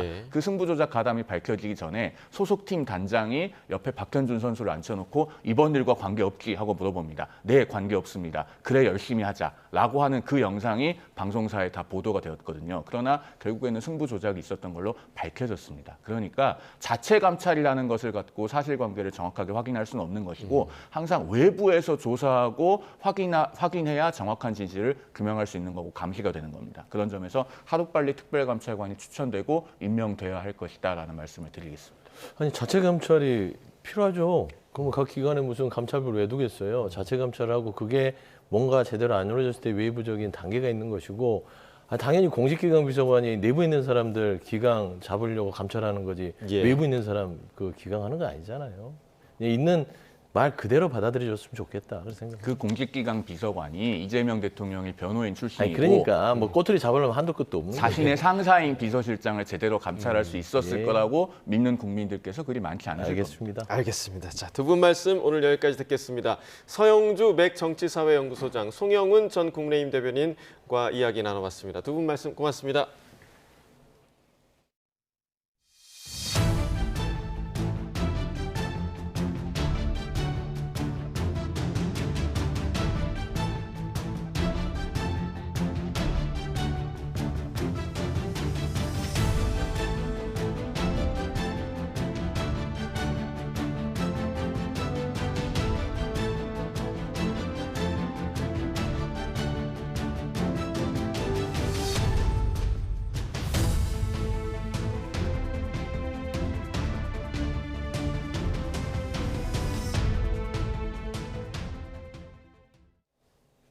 다음 소식입니다. 전 매니저들로부터 이른바 갑질 의혹 등이 제기된 방송인 박나래 씨가 모든 게 자신의 불찰이라며 당분간 활동 중단을 선언했습니다. 전 매니저들과 직접 만나 오해는 풀었지만 더는 업계에 민폐를 끼칠 수 없다는 생각에 결심한 거라고 설명했는데요. 취재기자 연결해서 자세히 알아보겠습니다. 송재인 기자, 박나래 씨가 직접 입장을 낸 건 의혹 제기 이후 처음인 거죠? 네, 맞습니다. 박 씨가 자신의 SNS를 통해 입장을 낸 건 오늘 오전 11시를 조금 넘긴 시각입니다. 전 매니저들이 이른바 갑질 의혹 등을 제기하며 법원에 부동산 가압류를 신청했다는 내용의 첫 연예 매체 보도가 나온 지 나흘 만입니다. 박 씨는 먼저 지난달 초 가족처럼 지냈던 매니저 2명이 갑작스레 퇴사했고 최근까지 당사자들과 얘기할 기회가 주어지지 않아 서로 오해가 쌓이게 됐다고 그동안의 상황을 설명했습니다. 어제에서야 전 매니저들을 만날 수 있었고 오해와 불신들은 풀 수 있었지만 여전히 모든 게 자신의 불찰이라 생각하고 반성하고 있다고 전했습니다. 개그맨이라는 직업의 특성을 고려하면 또 더는 출연하던 프로그램과 동료들에게 민폐를 끼칠 수는 없다고 생각해 모든 게 깔끔하게 해결되기 전까지는 방송 활동을 중단하기로 결심했다고 강조했습니다. 그러면서 다시 한번 자신을 믿고 응원해준 이들에게 머리 숙여 깊이 사과한다고 덧붙였습니다. 앞서 박 씨의 전 매니저 2명은 폭언과 상해, 괴롭힘 등을 겪었다며 법원에 박 씨 소유의 부동산에 대한 가압류를 신청했고 박 씨는 특수상해 혐의 등으로 경찰에 입건됐습니다. 이에 박 씨 소속사는 입장을 내고 이들이 그동안 근거 없는 주장을 하면서 수억 원대에 달하는 돈을 요구해왔다며 공갈 혐의로 맞고소에 나섰는데요. 이처럼 수사를 통해서 진실 공방의 결론이 가려지게 된 상황에서 박 씨가 활동 중단을 선언한 겁니다. 여기에 전 매니저들이 제기했던 의혹 가운데 불법 의료 논란이 사그라들지 않는 상황도 이 같은 입장 발표에 영향을 준 걸로 보입니다. 박 씨에게 불법 의료 행위를 했다는 의혹이 제기된 인물이 어제 SNS를 통해 자신은 내몽고 포강의과대학병원에서 최연소 교수까지 역임한 인물이라며 공개 반박에 나섰다가 해당 의대의 실체는 유령의대라는 한 의사단체의 성명이 나온 뒤 해당 SNS 글이 삭제되면서 의사 면허의 실체를 두고 관심이 커지던 상황이었습니다. 지금까지 문화산업부에서 전해드렸습니다. 경찰이 층간소음으로 윗집 주민을 살해한 혐의로 구속된 40대 피의자에 대한 신상정보 공개를 검토하고 있습니다. 숨진 주민에 대한 부검과 함께 신병이 확보된 피의자를 상대로 추가 조사를 이어갈 예정입니다. 오승훈 기자가 보도합니다. 충남 천안에서 층간소음으로 윗집에 살던 이웃 주민에게 흉기를 휘둘러 살해한 혐의를 받는 40대 피의자 A씨. 법원은 도주 우려가 있다며 구속영장을 발부했습니다. 혐의 인정하십니까? 흉기는 미리 준비하셨습니까? 피해자와 유족께 하실 말씀 있으십니까? 경찰 조사에서 A씨는 층간소음으로 범행했다고 진술한 것으로 확인됐습니다. 이들은 평소 층간소음 문제로 갈등이 깊었고 범행 전 2차례에 걸쳐 112 신고가 접수되는 등 전조 증상이 있었던 것으로 파악됐습니다. 경찰은 지난 10월 피해자 B씨 아내로부터 누군가 밖에서 계속 문을 두드린다는 신고가 있었고 지난달에는 윗집에서 시끄럽게 한다며 A씨가 신고한 기록이 있다고 밝혔습니다. 관리사무소 관계자는 최근 층간소음위원회를 열어 A씨를 임대세대의 꼭대기층으로 옮겨주는 것으로 협의를 마친 상태였다고 전했습니다. 경찰은 구속된 A씨에 대한 신상정보 공개를 검토하고 있습니다. 피해의 중대성과 범행의 잔인성 등 공공의 이익에 부합하는지 자세히 들여다보고 있습니다. 경찰은 숨진 B씨에 대한 부검을 진행하고 신병이 확보된 A씨를 상대로 추가 조사를 이어갈 예정입니다. YTN 오승훈입니다.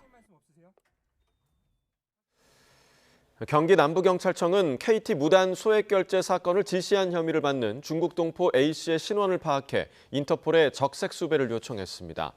경찰은 중국에 있는 것으로 파악된 A씨가 또 다른 중국 동포 B씨에게 불법 기지국 장비를 차에 싣게 한 뒤 지난 8월에서 9월 사이 수도권 일대 아파트를 이동하게 했던 것으로 보고 있습니다. 경찰은 지금까지 KT 무단 소액 결제 사건과 관련해 피의자 13명을 검거해 5명을 구속했는데 상선인 A씨 외에도 다른 공범 등이 있는지 등 수사를 이어나갈 방침입니다. 경기 화성동탄경찰서는 전세 사기를 벌인 혐의로 서울중앙지검 수사관 A씨에 대한 고소장을 접수해 수사 중이라고 오늘 밝혔습니다. 경찰은 지난 9월 말부터 A씨가 전세 계약 만료 후 보증금을 돌려주지 않는다는 내용의 고소장 19건을 접수했으며 총 피해금은 약 25억 원에 달하는 것으로 파악됐습니다. A씨는 검찰에 휴직계를 내고 필리핀으로 출국했는데 이미 합법 체류 기간 30일을 넘긴 것으로 확인됐습니다. 경찰은 법원으로부터 A씨에 대한 체포영장을 발부받고 인터폴 적색 수배를 내려 추적하고 있습니다. 경찰이 공중협박죄 제정 이후 처음으로 신세계백화점과 지하철역 테러 협박 글 게시자들에 대해 손해배상을 청구했습니다. 경찰청은 신세계백화점 폭파 협박글 게시자와 야탐역 살인 예고글 게시자를 대상으로 형사처벌과 별개로 각각 1,250만 원과 5,500만 원의 손해배상 청구 소송을 제기했다고 밝혔습니다. 경찰은 국민적 불안과 사회적 혼란을 일으키고 불필요한 경찰관 출동을 유발하는 공중협박, 거짓 신고가 심각한 범죄일 뿐 아니라 사회적 손실을 초래한다는 경종을 울리기 위해 소송을 제기했다고 설명했습니다. 서울 남부지방법원은 오늘 오전 남편을 살해한 혐의를 받는 60대 여성 A씨에 대한 구속영장 실질 심사를 열었습니다. A씨는 고개를 숙인 채 범행 동기 등을 묻는 취재진의 질문에 대답하지 않았는데 사전에 계획한 건지라는 질문에는 고개를 저어 보였습니다. 앞서 A씨는 지난 5일 오후 서울 강서구 등촌동 자택에서 부부싸움을 벌이던 중 60대 남편을 살해한 혐의로 긴급 체포됐습니다. A씨의 구속 여부는 이르면 오늘 저녁 결정될 전망입니다. 단 54분, 가상자산 거래소 업비트에서 1,000억 개가 넘는 코인, 약 445억 원이 털린 데 걸린 시간입니다. 1시간도 채 안 되는 시간 동안 초당 1,000여만 원이 증발한 셈인데요. 규모와 속도 모두 이례적인 대형 해킹 사건에도 업비트가 늑장 신고를 한 게 아니냐는 의혹이 제기되고 있습니다.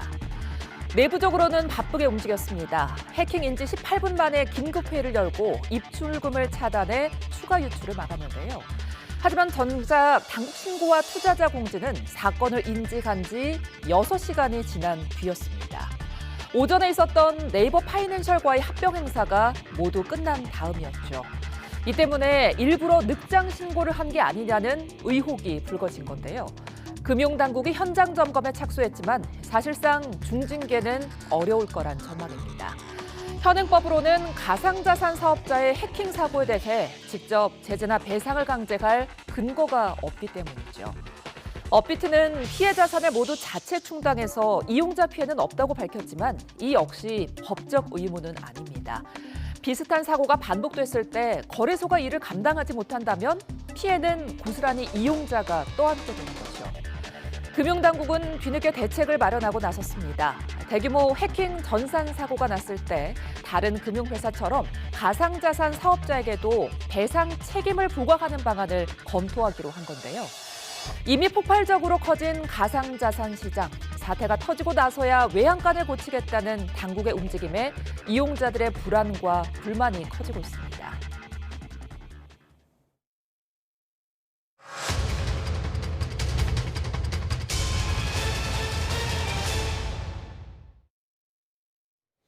네, YTN은 오늘부터 우리 측 배타적 경제 수역에서 벌어지는 중국 어선의 탈법 어업에 대해 고발하는 보도를 준비했습니다. 그동안 중국 어선들이 배 안에 물고기를 몰래 보관할 수 있는 창고, 이른바 비밀 어창을 만들어 어장을 싹쓸이한다는 우려가 계속되는데요. YTN이 실제 비밀 어창을 개조하는 것으로 전해진 중국 현지 조선소의 영상을 확보했습니다. 김희영 기자의 단독 보도입니다.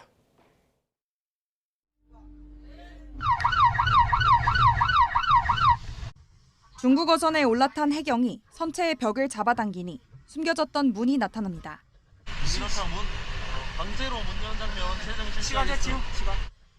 문 뒤 비밀 창고에는 물고기가 담긴 상자가 가득합니다. 지난 1월 중국 어선의 신종 비밀어창 적발 당시 영상입니다.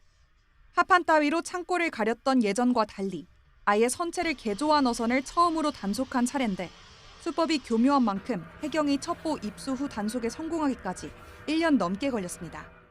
티가 안 나도록 그렇게 숨겨버리면 찾기가 상당히 어려운 건 사실입니다. 첫 첩보 입수해서부터 납부하기까지 15개월이 걸렸습니다.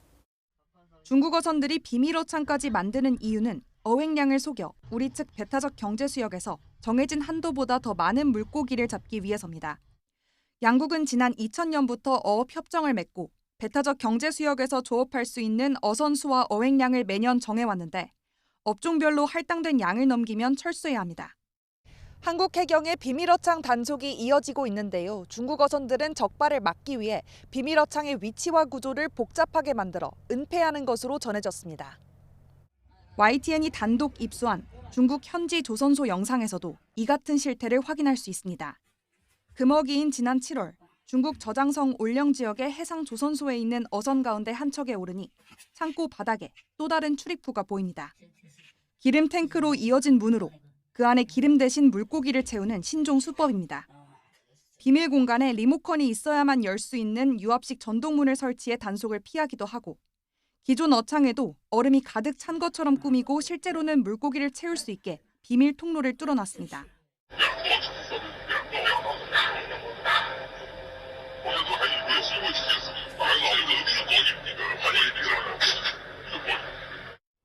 비밀 어창이 전문 업체를 통해 조직적으로 제작되고 있다는 정황인데 해경 역시 관련 첩보를 입수한 것으로 확인됐습니다.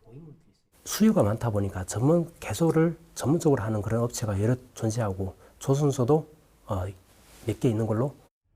비밀 어창을 이용해 어획량을 속이는 중국 어선으로 우리 어업 피해가 계속되는 가운데 관계 당국의 조사와 대책 마련이 시급하다는 지적이 나옵니다.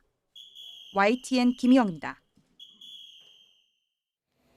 전국 법관 대표들이 모여 여당이 주도한 사법개혁에 대해 공동 입장을 표명할지 등을 논의하고 있습니다. 전국 법관 대표회의는 오늘 오전 10시부터 경기 고양시 사법연수원 회의실과 온라인 화상회의를 통해 정기회의를 진행하고 있습니다. 의장을 맡은 김예영 서울남부지방법원 부장판사는 회의에 앞서 재판에 관한 전문성이나 실무 경험에서 나온 의견을 국민께 상세히 전하는 것도 책무라고 생각한다며 국민의 요청과 기대에 부합하는 제도 개선이 이루어지길 바란다고 말했습니다. 윤석열 전 대통령의 내란 우두머리 혐의 재판에 노상원 전 정보사령관이 증인으로 출석했습니다. 서울중앙지방법원은 오늘 오전 10시부터 윤 전 대통령의 내란 우두머리 혐의 사건 33차 종판기일을 진행하고 있습니다. 재판에는 이른바 햄버거 회동을 통해 비상계엄을 사전 모의했다는 의혹을 받는 노 전 사령관이 증인으로 나왔습니다. 노 전 사령관은 수거와 북한 공격 유도 등 내용이 담긴 수첩의 내용 등을 묻는 신문에 증언을 거부하고 있습니다. 오늘 재판에는 계엄 사령관이었던 박안수 전 육군 참모총장 증인 신문도 예정돼 있습니다. 정교유착 의혹에 연루된 한학자 통일교 총재 재판에 국민의힘에 대한 쪼개기 후원 관련 증인들이 출석했습니다. 서울중앙지방법원은 오늘 한 총재의 정치자금법 위반 등 혐의 3번째 공판기일을 열었습니다. 오전 재판에는 박판도 전 경남도의회 의장과 통일교 5지부장을 지낸 박모 씨에 대한 증인 신문이 진행되고 있습니다. 박 전 의장은 5지부장이었던 박 씨가 국민의힘 경남도당을 후원하라는 취지로 500만 원을 줬느냐는 특검 측의 질문에 그렇다고 답했습니다. 박 전 의장은 통일교의 국민의힘 집단 입당 의혹에 대해 관여한 인물로 오늘 재판에도 입당 원서를 도당에 직접 제출했다고 증언했습니다. 대장동 사건 핵심 인물인 화천대유 대주주 김만배 씨의 화천대유 명의 계좌에 3천억 원이 남아있는 거로 확인됐습니다. 성남시는 이 돈을 포함해 대장동 일대 재산 5,600억여 원에 대해 법원에 가압류를 신청하며 환수 작업에 나섰습니다. 최기성 기자입니다. 남욱 변호사 측이 소유한 서울 강남 역삼동에 있는 땅입니다. 성남도시개발공사가 지목해 가압류, 가처분 신청한 대장동 일당 재산 목록에 포함됐습니다. 성남시 측이 대장동 일당을 상대로 가압류 신청한 재산 가액을 보면 김만배 씨 총액이 4,200억 원으로 가장 많습니다. 화천대유 명의 계좌 10개에 3천억 원이 있고 다른 계좌에는 모두 1,200억 원이 들어있습니다. 남욱 변호사 관련 재산 규모는 820억 원으로 김 씨 다음으로 큽니다. 옛 천화동인 사호인 NSJ 홀딩스 명의 계좌 5개에 300억 원과 부산 기장읍의 80억 원 상당 부동산 등이 포함됐습니다. 정영학 회계사의 천화동인 5호 명의 계좌 300억 원과 유동규 전 성남도시개발공사 본부장의 전세보증금 반환 채권 6억 7,500만 원 등도 가압류 신청 대상에 올랐습니다. 성남시가 파악해 가압류를 신청한 5,673억 원은 검찰이 추징 보전한 대장동 일당 재산 5,446억 원보다 200억여 원 많습니다. 성남시 측은 김만배 씨와 남욱 변호사를 상대로 제기한 사회행위 취소 소송을 포함해 민사소송 4건을 별도로 진행 중입니다. YTN 최기성입니다.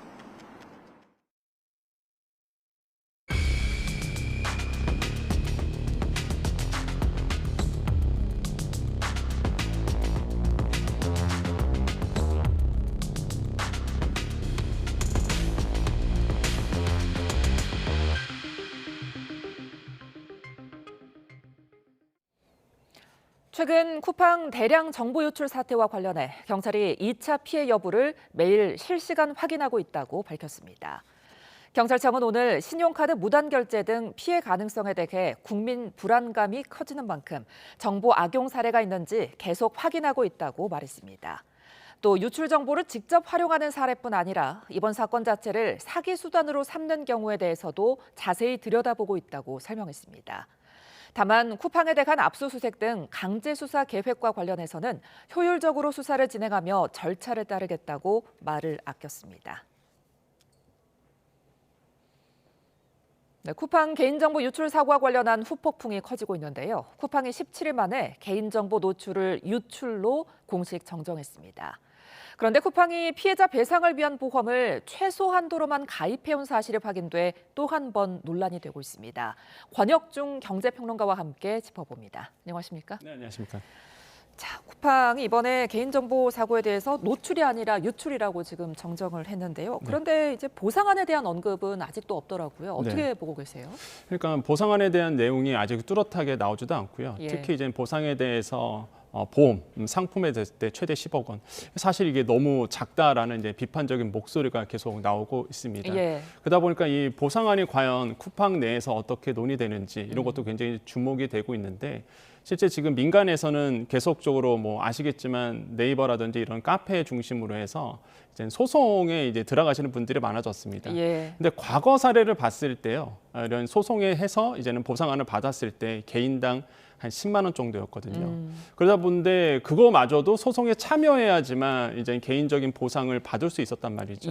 그래서 전 국민에 대한 거의 3,500만 명이 넘어가는데 이거에 대한 뚜렷한 보상안에 대해서 어떤 보상 체계에 대해서 아직 쿠팡이 정확하게 이제는 이야기하지 않고 있다는 부분, 이런 점들은 굉장히 좀 우려스럽고 걱정되는 부분이고 과연 어떻게 이제는 쿠팡 측에서 대응을 할지를 더 지켜보셔야 되겠습니다. 이 집단 소송이 미국에서도 움직임이 나타나고 있다고 하더라고요. 네, 근데 이제는 집단 소송이 미국에서 일어나는 것과 우리나라에서 일어나는 것 좀 차이가 있습니다. 그러니까 미국 같은 경우에는 주주, 한마디로 쿠팡은 미국에 상장된 회사죠. 그러다 보니까 주주의 피해, 한마디로 이런 어떤 이번 사건으로 인해서 나의 주가가 이제는 훼손을 입었다, 손해를 입었다.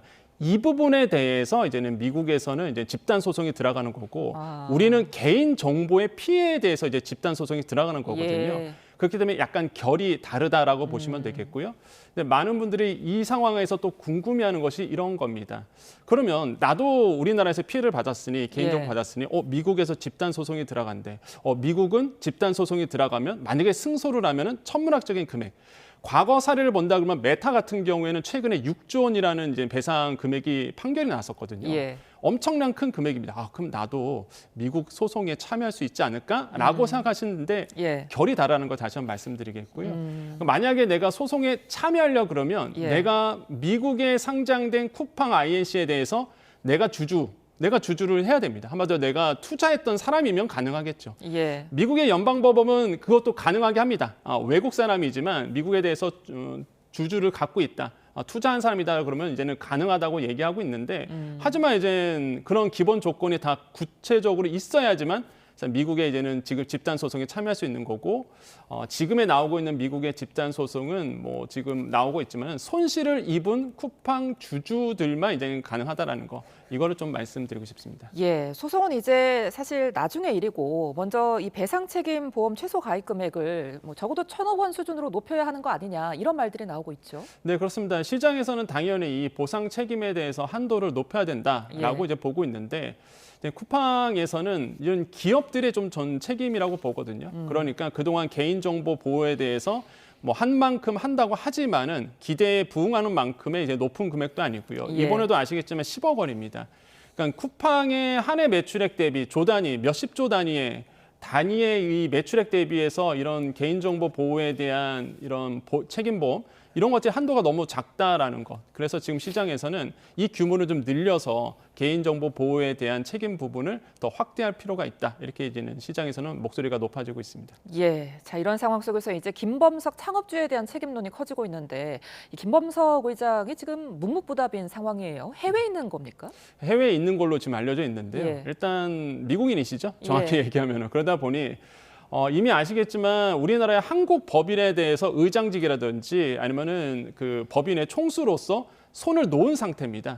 그러다 보니까 한국 법인과 관계가 없다라는 것이 쿠팡의 공식적인 입장이에요. 그래서 김범석 의장에 대한 법률적인 책임, 이거는 이제는 법률적으로 논의가 돼봐야 되겠지만 현재까지로는 약간 멀어져 있다라는 것이 지금 판단이고요. 예. 하지만 도의적으로나 아니면 거버넌스적으로 본다 그러면 충분히 쿠팡의 사실적인 총수거든요. 예. 그러면 한국 법인에서 일어났던 이런 법률적 문제도 이 김범석 의장이 좀 책임져야 된다라는 이제 목소리가 나오고 있습니다. 근데 안타깝게도 현재까지 보시면 아시겠지만 국감에서 불러도 안 오고요. 예. 네, 그런 이유는 이제 미국인이다 이거죠. 그 한국 법인에서 모든 책임을 다 내려놨다는 이유만으로 사실상 국감에서도 이제는 나오질 않고 쿠팡에 대한 뭐 아시겠지만 뭐 노동자의 문제, 법률 문제가 있음에도 불구하고 김범석 의장 계속 피해갔거든요. 예. 이번 기회를 통해서 이런 거버넌스적이라든지 이런 도덕적 책임에서 자유로울 수는 없는 부분이다 보니까 예.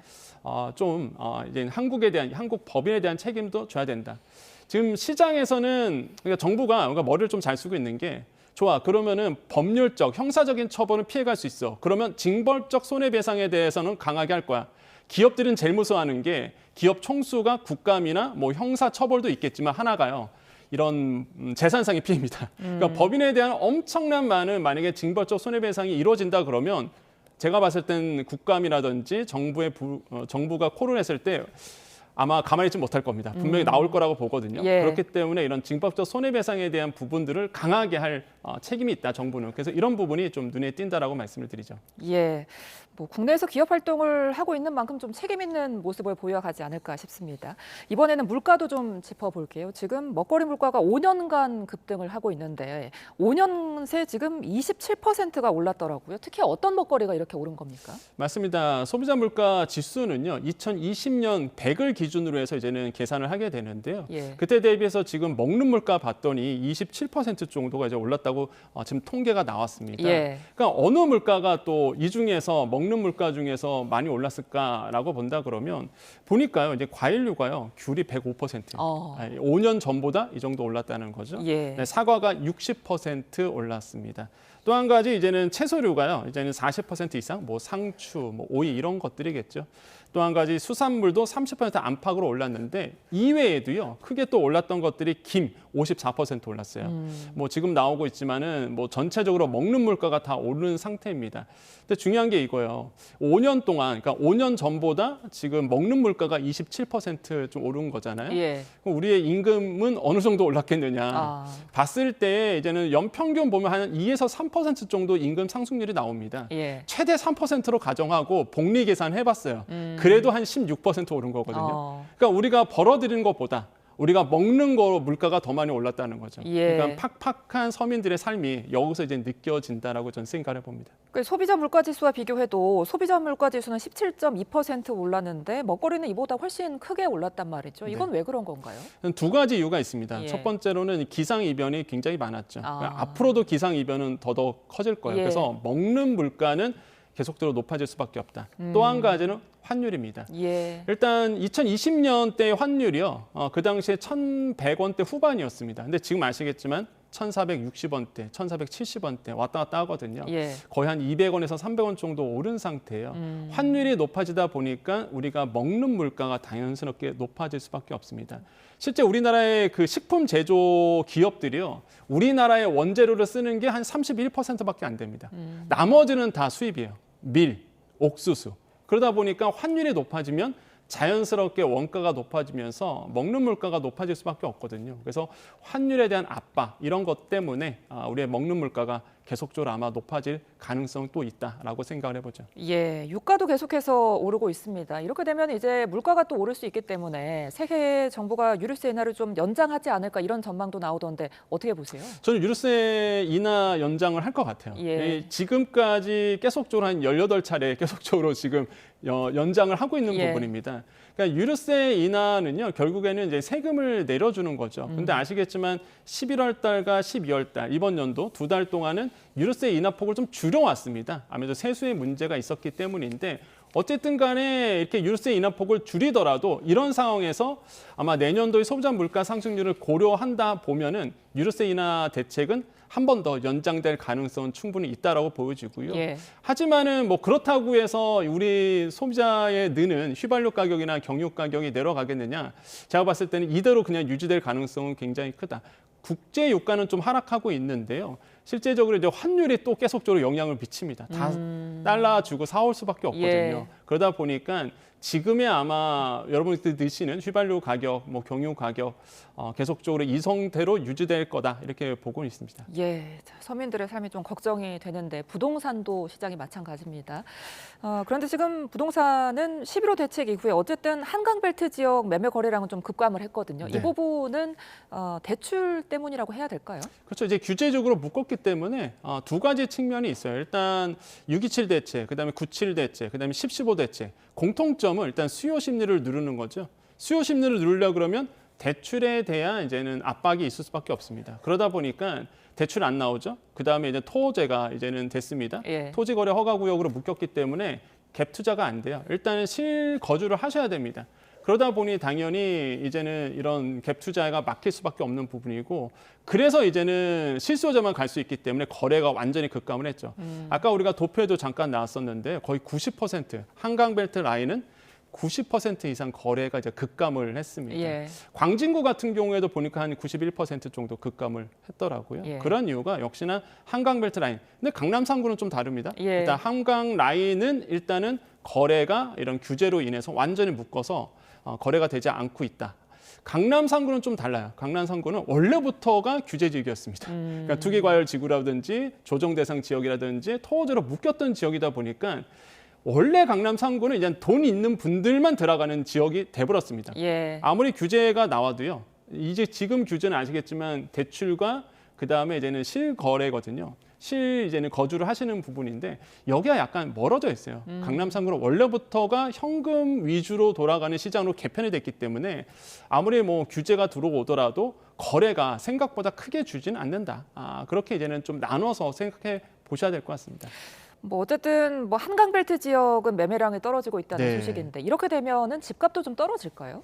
그러니까 이게 우리가 이상적으로 본다 그러면 예. 이게 거래가 안 되다 보니 자연스럽게 그러면 집값은 떨어지기 아니겠느냐라고 보는데 예. 사실 꼭 그렇지만은 않다라고 생각을 해봅니다. 그러니까 서울 부동산 같은 경우는 워낙 매수 심리가 굉장히 높고요. 무엇보다 공급 측면에서 내년도에 올해보다 더 공급이 안 된다는 통계는 아마 다 보셨을 겁니다. 네. 그러다 보니 매수 심리는 여전히 살아 있다라는 거거든요. 만약에 규제 거래가 안 돼서 가격이 떨어진다 그러면 주간 거래, 부동산원에서 나오는 이 주간 거래량을 본다 그러면 서울 지역의 아파트가 좀 하락폭이 나와줘야 되는데 예. 증가폭은 좀 줄어들고 있지만 그래도 계속적으로 상승이거든요. 이게 40주 연속 상승입니다, 지금. 그러다 보니까 지금 뭐 거래가 안 된다고 해서 아파트 가격이 꼭 떨어지겠느냐? 라고 보기에는 좀 상관관계가 적다라고 생각을 해봐요. 그래서 예. 이대로 그냥 관망세로 계속적으로 유지가 될 가능성은 굉장히 크대. 다만 이제 지방 부동산은 아니라는 거죠. 지방 부동산은 제가 봤을 때는 계속적으로 안 좋은 상태로 갈 수밖에 없는 부분이라서 저는 그래서 이 상황에서 조금 조언을 드리고 싶다 그러면 서울 부동산 같은 경우에는 일단 중저가 아파트 중심으로, 구축 아파트 중심으로 내가 만약에 실수요자라면 구축 아파트 뭐 6억 원에서 9억 원 사이겠죠. 구축 아파트 중심으로 해서 일단은 매물을 좀 알아보는 것도 저는 나쁘지 않을 거라고 보여지고요. 지방 부동산 같은 경우는 급할 이유가 저는 없다고 보여집니다. 그래서 내가 정말로 직주 근접이라든지 아이들 교육 문제라든지 이런 데 근접한 아파트만 좀 알아보시고 나머지는 일단 관망 마찬가지로 급하게 매수할 필요는 없다고 보여지거든요. 그래서 서울 부동산과 일단 지방 부동산을 좀 나눠서 판단해야 되지 않을까 이렇게 생각을 봅니다. 그러니까 공급에 대한 불신이 있는 시장과는 다르게 대통령실에서는 준비가 다 돼 있다. 그래서 공급을 언급하기도 했거든요.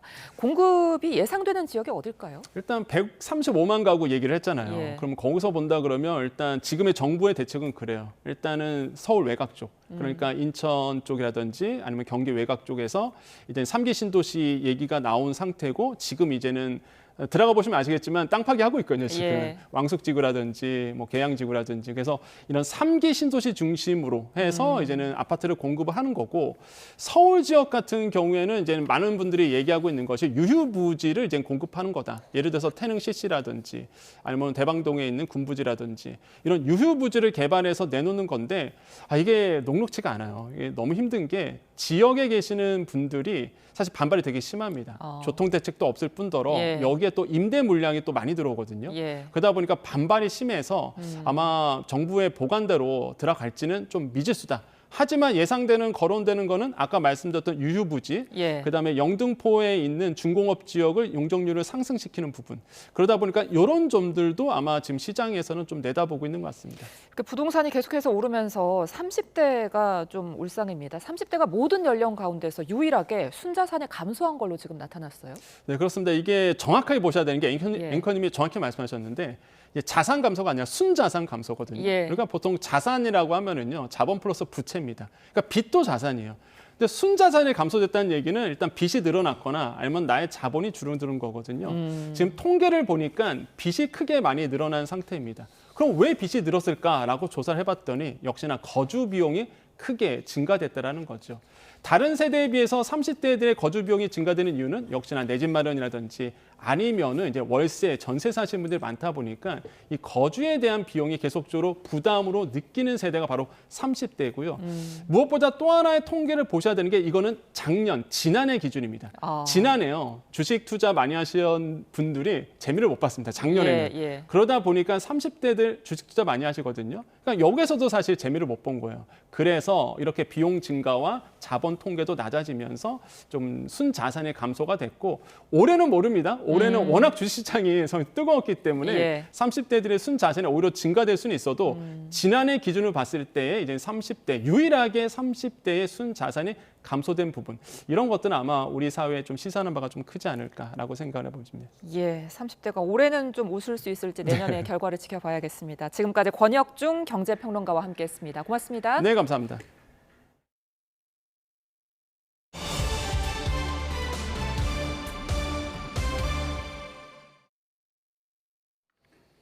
우리 돈 106조 원에 달하는 넷플릭스와 워너브라더스의 인수합병이 무산될 위기에 놓였습니다. 트럼프 미국 대통령이 문제를 삼고 나선 건데 만약 트럼프가 승인하지 않으면 넷플릭스는 위약금만 8조 5천억 원을 물어야 합니다. 김선중 기자입니다. 전 세계 미디어 업계의 지각 변동을 예고했던 인수전이 암초를 만났습니다. 트럼프 미국 대통령이 시장 점유율에 문제가 될 수 있다며 독점 문제를 지적하고 나선 겁니다. Netflix is a great company. They've done a phenomenal job. Ted is a fantastic man. I have a lot of respect for him, but it's a lot of market share. So we'll have to see what happens. 역시 쟁점은 이른바 스트리밍 점유율입니다. 기존 넷플릭스의 워너브라더스의 스트리밍 서비스인 HBO Max까지 합치면 미국 구독형 스트리밍 시장의 30%를 차지합니다.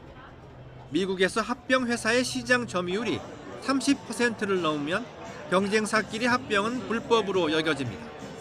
물론 넷플릭스는 법적으로 문제가 없다고 반박하지만 단독점 문턱을 넘기가 쉽지 않습니다. So the regulatory questions are going to be huge here. We don't know how the Trump administration will react to this proposed deal. We also don't know how regulators in other countries will react.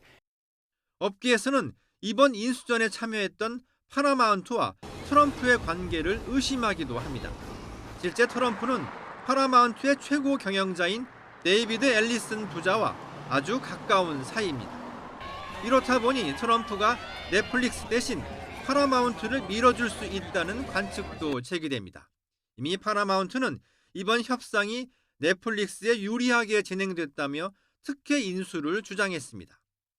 어렵사리 트럼프의 벽을 넘는다고 해도 넷플릭스는 다른 나라에서도 독점 여부에 대한 승인을 받아야 합니다. 넷플릭스는 워너브라더스와 거래가 무산되거나 정부 승인을 받지 못할 경우 우리 돈 8조 5천억 원에 달하는 천문학적 위약금을 주기로 합의했습니다. YTN 김선중입니다. 오는 10일 올해 마지막 금리 발표를 앞둔 미국 연방준비제도에 전 세계 이목이 쏠리고 있습니다. 트럼프 미국 대통령이 차기 연준 의장으로 케빈 캐시 국가경제위원장을 사실상 지명했는데 월가에서는 여러 문제가 불거질 거로 우려합니다. 권영희 기자입니다. 트럼프 대통령이 케빈 해시 국가경제위원장을 차기 연준 의장으로 지목하자 일각에선 금리 인하로 인한 주식시장 활성화를 기대합니다. I guess a potential Fed chair is here too. I don't know. Are we allowed to say that? Potential. He's a respected person, that I can tell you. Thank you, Kevin. 그러나 곧바로 달러 가치가 흔들렸고 해시시 의장이 되면 국채 투매를 촉발할 수 있다는 경고까지 나왔습니다. 월가는 크게 세 가지를 걱정하는데 먼저 연준의 독립성 훼손 우려입니다. 해시는 꼭두각시가 돼 트럼프 대통령의 의중을 연준 정책에 그대로 반영할 것으로 전망됩니다. Well, Trumponomics works and Bidenomics doesn't. And so we've got lots of good news to report to the American people. 인플레이션이 지속될 위험도 큽니다. 해시는 이미 인플레이션을 낮췄다고 여러 차례 밝혔습니다. The typical American who, when President Trump left office, would spend $400 a month on their groceries, having to spend about $515 on their groceries after the Biden administration's 4-year run, then we've reduced inflation dramatically. 그러나 시장의 해석은 정반대입니다. 해시시 인플레이션 둔화라는 정치적 메시지를 근거로 서둘러 금리 인하에 나설 가능성이 크다고 봅니다. 이렇게 되면 높은 인플레이션과 완화된 통화 정책이 금리 불안을 키우고 미 국채의 대규모 매도로 이어질 수 있습니다.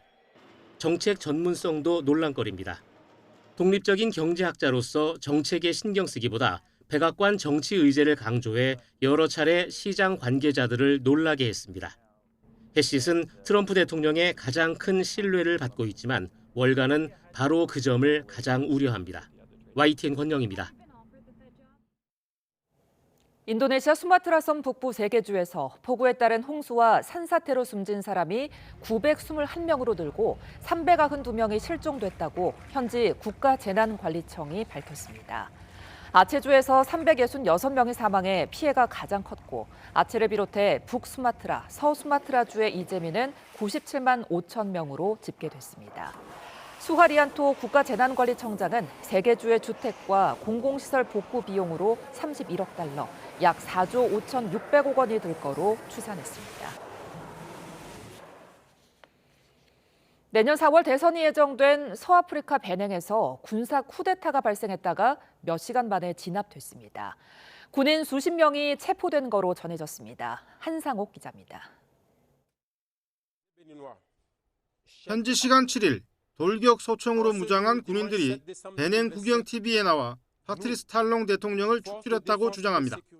Béninoises et Béninois, chers compatriotes, en ce jour, dimanche 7 décembre 2025, nous, forces de défense et de sécurité, après une réflexion bien mûrie et pour donner un repère à notre pays, avons décidé de prendre nos responsabilités suite aux multiples dérives du gouvernement de M. Patrice Talon. 이들은 베냉 북부 치안 상황이 악화하고 있고 전사한 군인과 유족이 방치됐다는 등의 쿠데타 명분을 내세웠습니다. 하지만 쿠데타는 몇 시간 만에 진압됐습니다. Face à cette situation, les forces armées béninoises et leur hiérarchie, fidèles à leur serment, sont restées républicaines.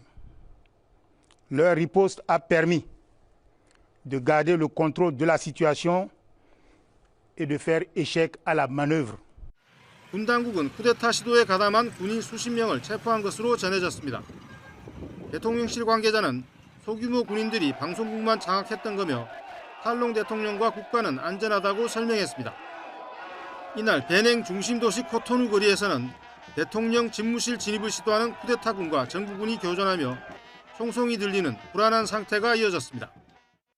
베냉 주재 프랑스 대사관은 소셜미디어 X에 대통령 관저 인근인 캠프 개조에서 총격 사건이 있었다고 알리면서 추가 공지가 있을 때까지 집에 머물라고 자국민들에게 권고했습니다. YTN 한상옥입니다. 헝가리와 독일 등에서 산타클로스 복장으로 뛰는 이색적인 달리기 대회가 잇따라 열렸습니다. 한 가족이 이뤄낸 기적 같은 크로아티아의 조명 전시 등 크리스마스를 앞둔 유럽의 풍경, 신웅진 기자가 전해드립니다. 경적이 울리자 빨간색 산타클로스 복장을 갖춘 선수들이 일제히 달려갑니다. 어느덧 10주년을 맞은 산타 달리기 대회인데 이들에게 속도는 별로 중요하지 않습니다. 참가자 4,500명 가운데 15% 이상이 10살 미만일 정도로 가족 공동체를 위한 행사이기 때문입니다.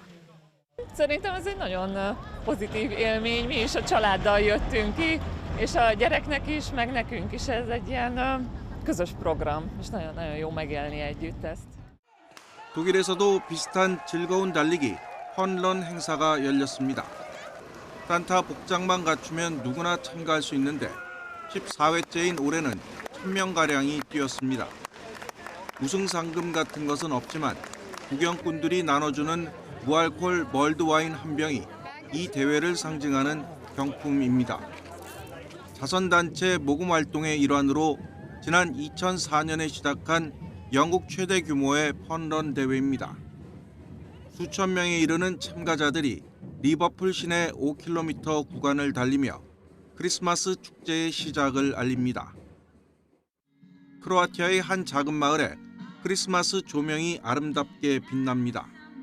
무려 560만 개의 전구와 15km에 이르는 전선을 깔아 꾸민 것인데 놀랍게도 이 모든 것이 한 가족의 힘으로 이루어낸 것입니다. Otac je krenuo 86. sa jednim borom ovdje na imanju kojega je okitio i od tada je krenulo poslije kićenje jedna bora kraj mosta i onda je krenuo sa parkom koji smo posadili 2001. i tad se počelo kititi tako kako se danas kiti. 조촐한 가족 행사로 출발해 이웃과 빛을 나누던 이곳은 해마다 수천 명이 찾아와 즐기는 명소가 됐습니다. YTN 신웅진입니다. 전시실을 둘러보던 관람객들, 가방에서 무언가를 꺼내더니 갑자기 진열장을 향해 던지기 시작합니다. 삽시간에 진열장이 음식물로 범벅이 됐는데요. 이들은 테이크백 파워라는 시민단체 소속으로 부자 증세를 요구하기 위해 투척 시위를 벌였다고 합니다. 봉변을 당한 건 조지 6세의 대관식용 왕관으로 영국 왕실의 권위를 상징하는 초호화 장신구인데요. 보호 유리 덕에 훼손되지는 않은 것으로 전해졌습니다. 독일 드레스덴 마을 광장에서 거대한 수레가 인파를 가르고 행진하는데요. 수레에 실린 건 커다랗고 새하얀 덩어리, 독일의 전통빵 슈톨렌입니다. 슈톨렌은 밀가루에 말린 과일과 견과류 등을 넣어 굽고 설탕가루를 뿌려 만드는데요. 하얀 모양이 꼭 강보에 쌓인 아기 예수를 닮았다고 해 성탄절 시기에 주로 먹는다고 합니다. 특히 드레스덴에선 18세기 중반부터 초대형 슈톨렌을 만들어 성탄절 축제를 연다는데요. 올해 슈톨렌은 길이만 2.8m, 무게는 무려 2.1톤에 달한다고 합니다. 네 발로 전시장 이곳저곳을 걸어다니는 로봇개들, 머리만 사람인데 얼굴이 좀 눈에 익습니다. 일론 머스크 테슬라 CEO와 제프 베이조스 아마존 CEO 등 세계적인 기업인들 얼굴을 본뜬 건데요. 자, 이렇게 볼일을 보는 듯한 포즈도 취하는데 이들의 배설물은 다름 아닌 사진이었습니다. 지난주 미국 플로리다에서 열린 현대미술 행사 아트바젤 마이애미 비치에서 소개된 작품인데 작가는 빅테크 기업이 알고리즘을 통제하게 되면서 그들이 원하는 방식으로만 세상을 보게 되는 현실을 풍자했다고 설명했습니다. 크리스마스 행사장인 듯한 이곳. 젊은 남성이 검은 천을 걷어내자 지켜보던 할아버지 이내 울음을 터뜨립니다. 7년 전 아내를 병으로 떠나보낸 88살 에드 벤버스 씨인데요. 아내가 남긴 빚을 갚기 위해 고령에도 마트 계산원 일을 계속해 주위 사람들을 안타깝게 했다고 합니다. 사연을 알게 된 유명 틱토커가 모금운동을 벌였고 2주 만에 170만 달러, 우리 돈 25억 원이 넘는 돈이 모였다는데요. 수많은 사람들의 마음이 모여 할아버지에게도 산타클로스가 찾아왔습니다.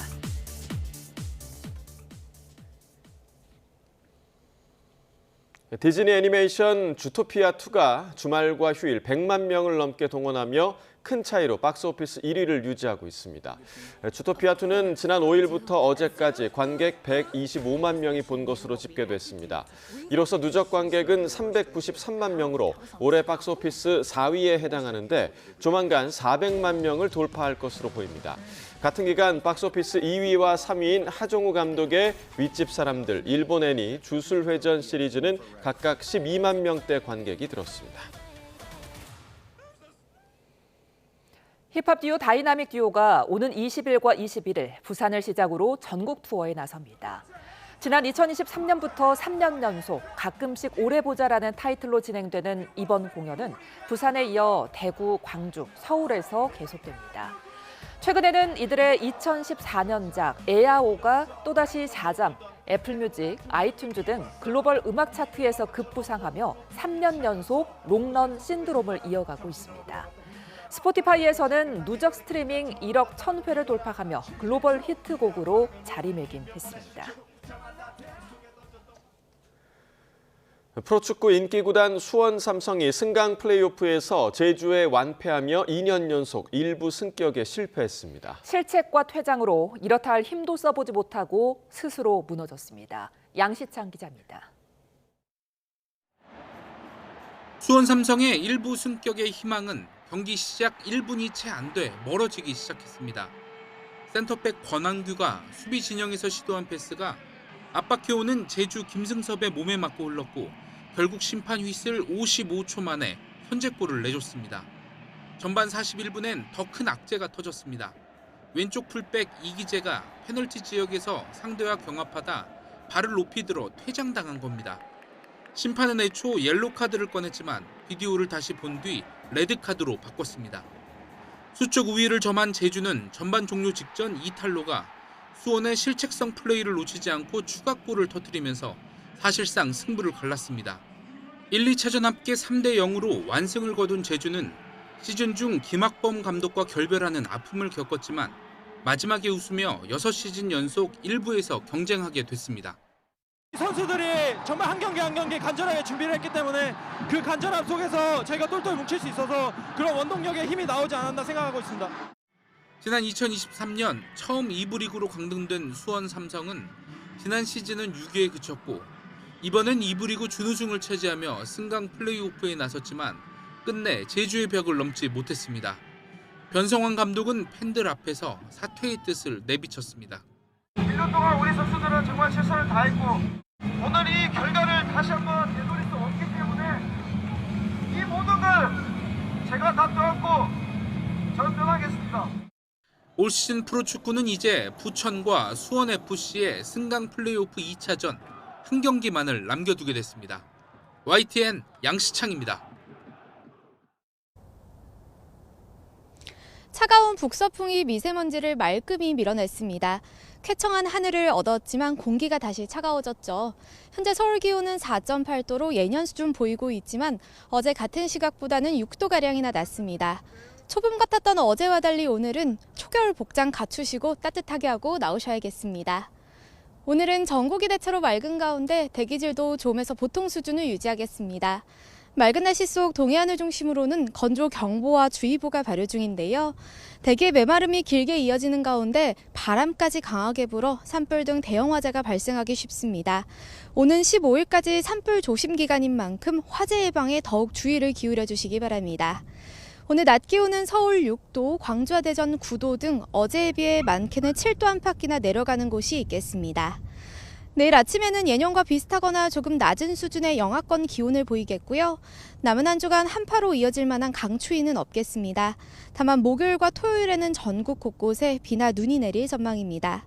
현재 경기 동부와 강원도를 중심으로는 최근 내린 눈의 여파가 남아 있습니다. 빙판길과 도로 살얼음에 미끄러지지 않도록 조심하시기 바랍니다. 지금까지 YTN 원희다입니다. 이상으로 월요일 뉴스나우 마칩니다. 시청해주신 여러분 고맙습니다.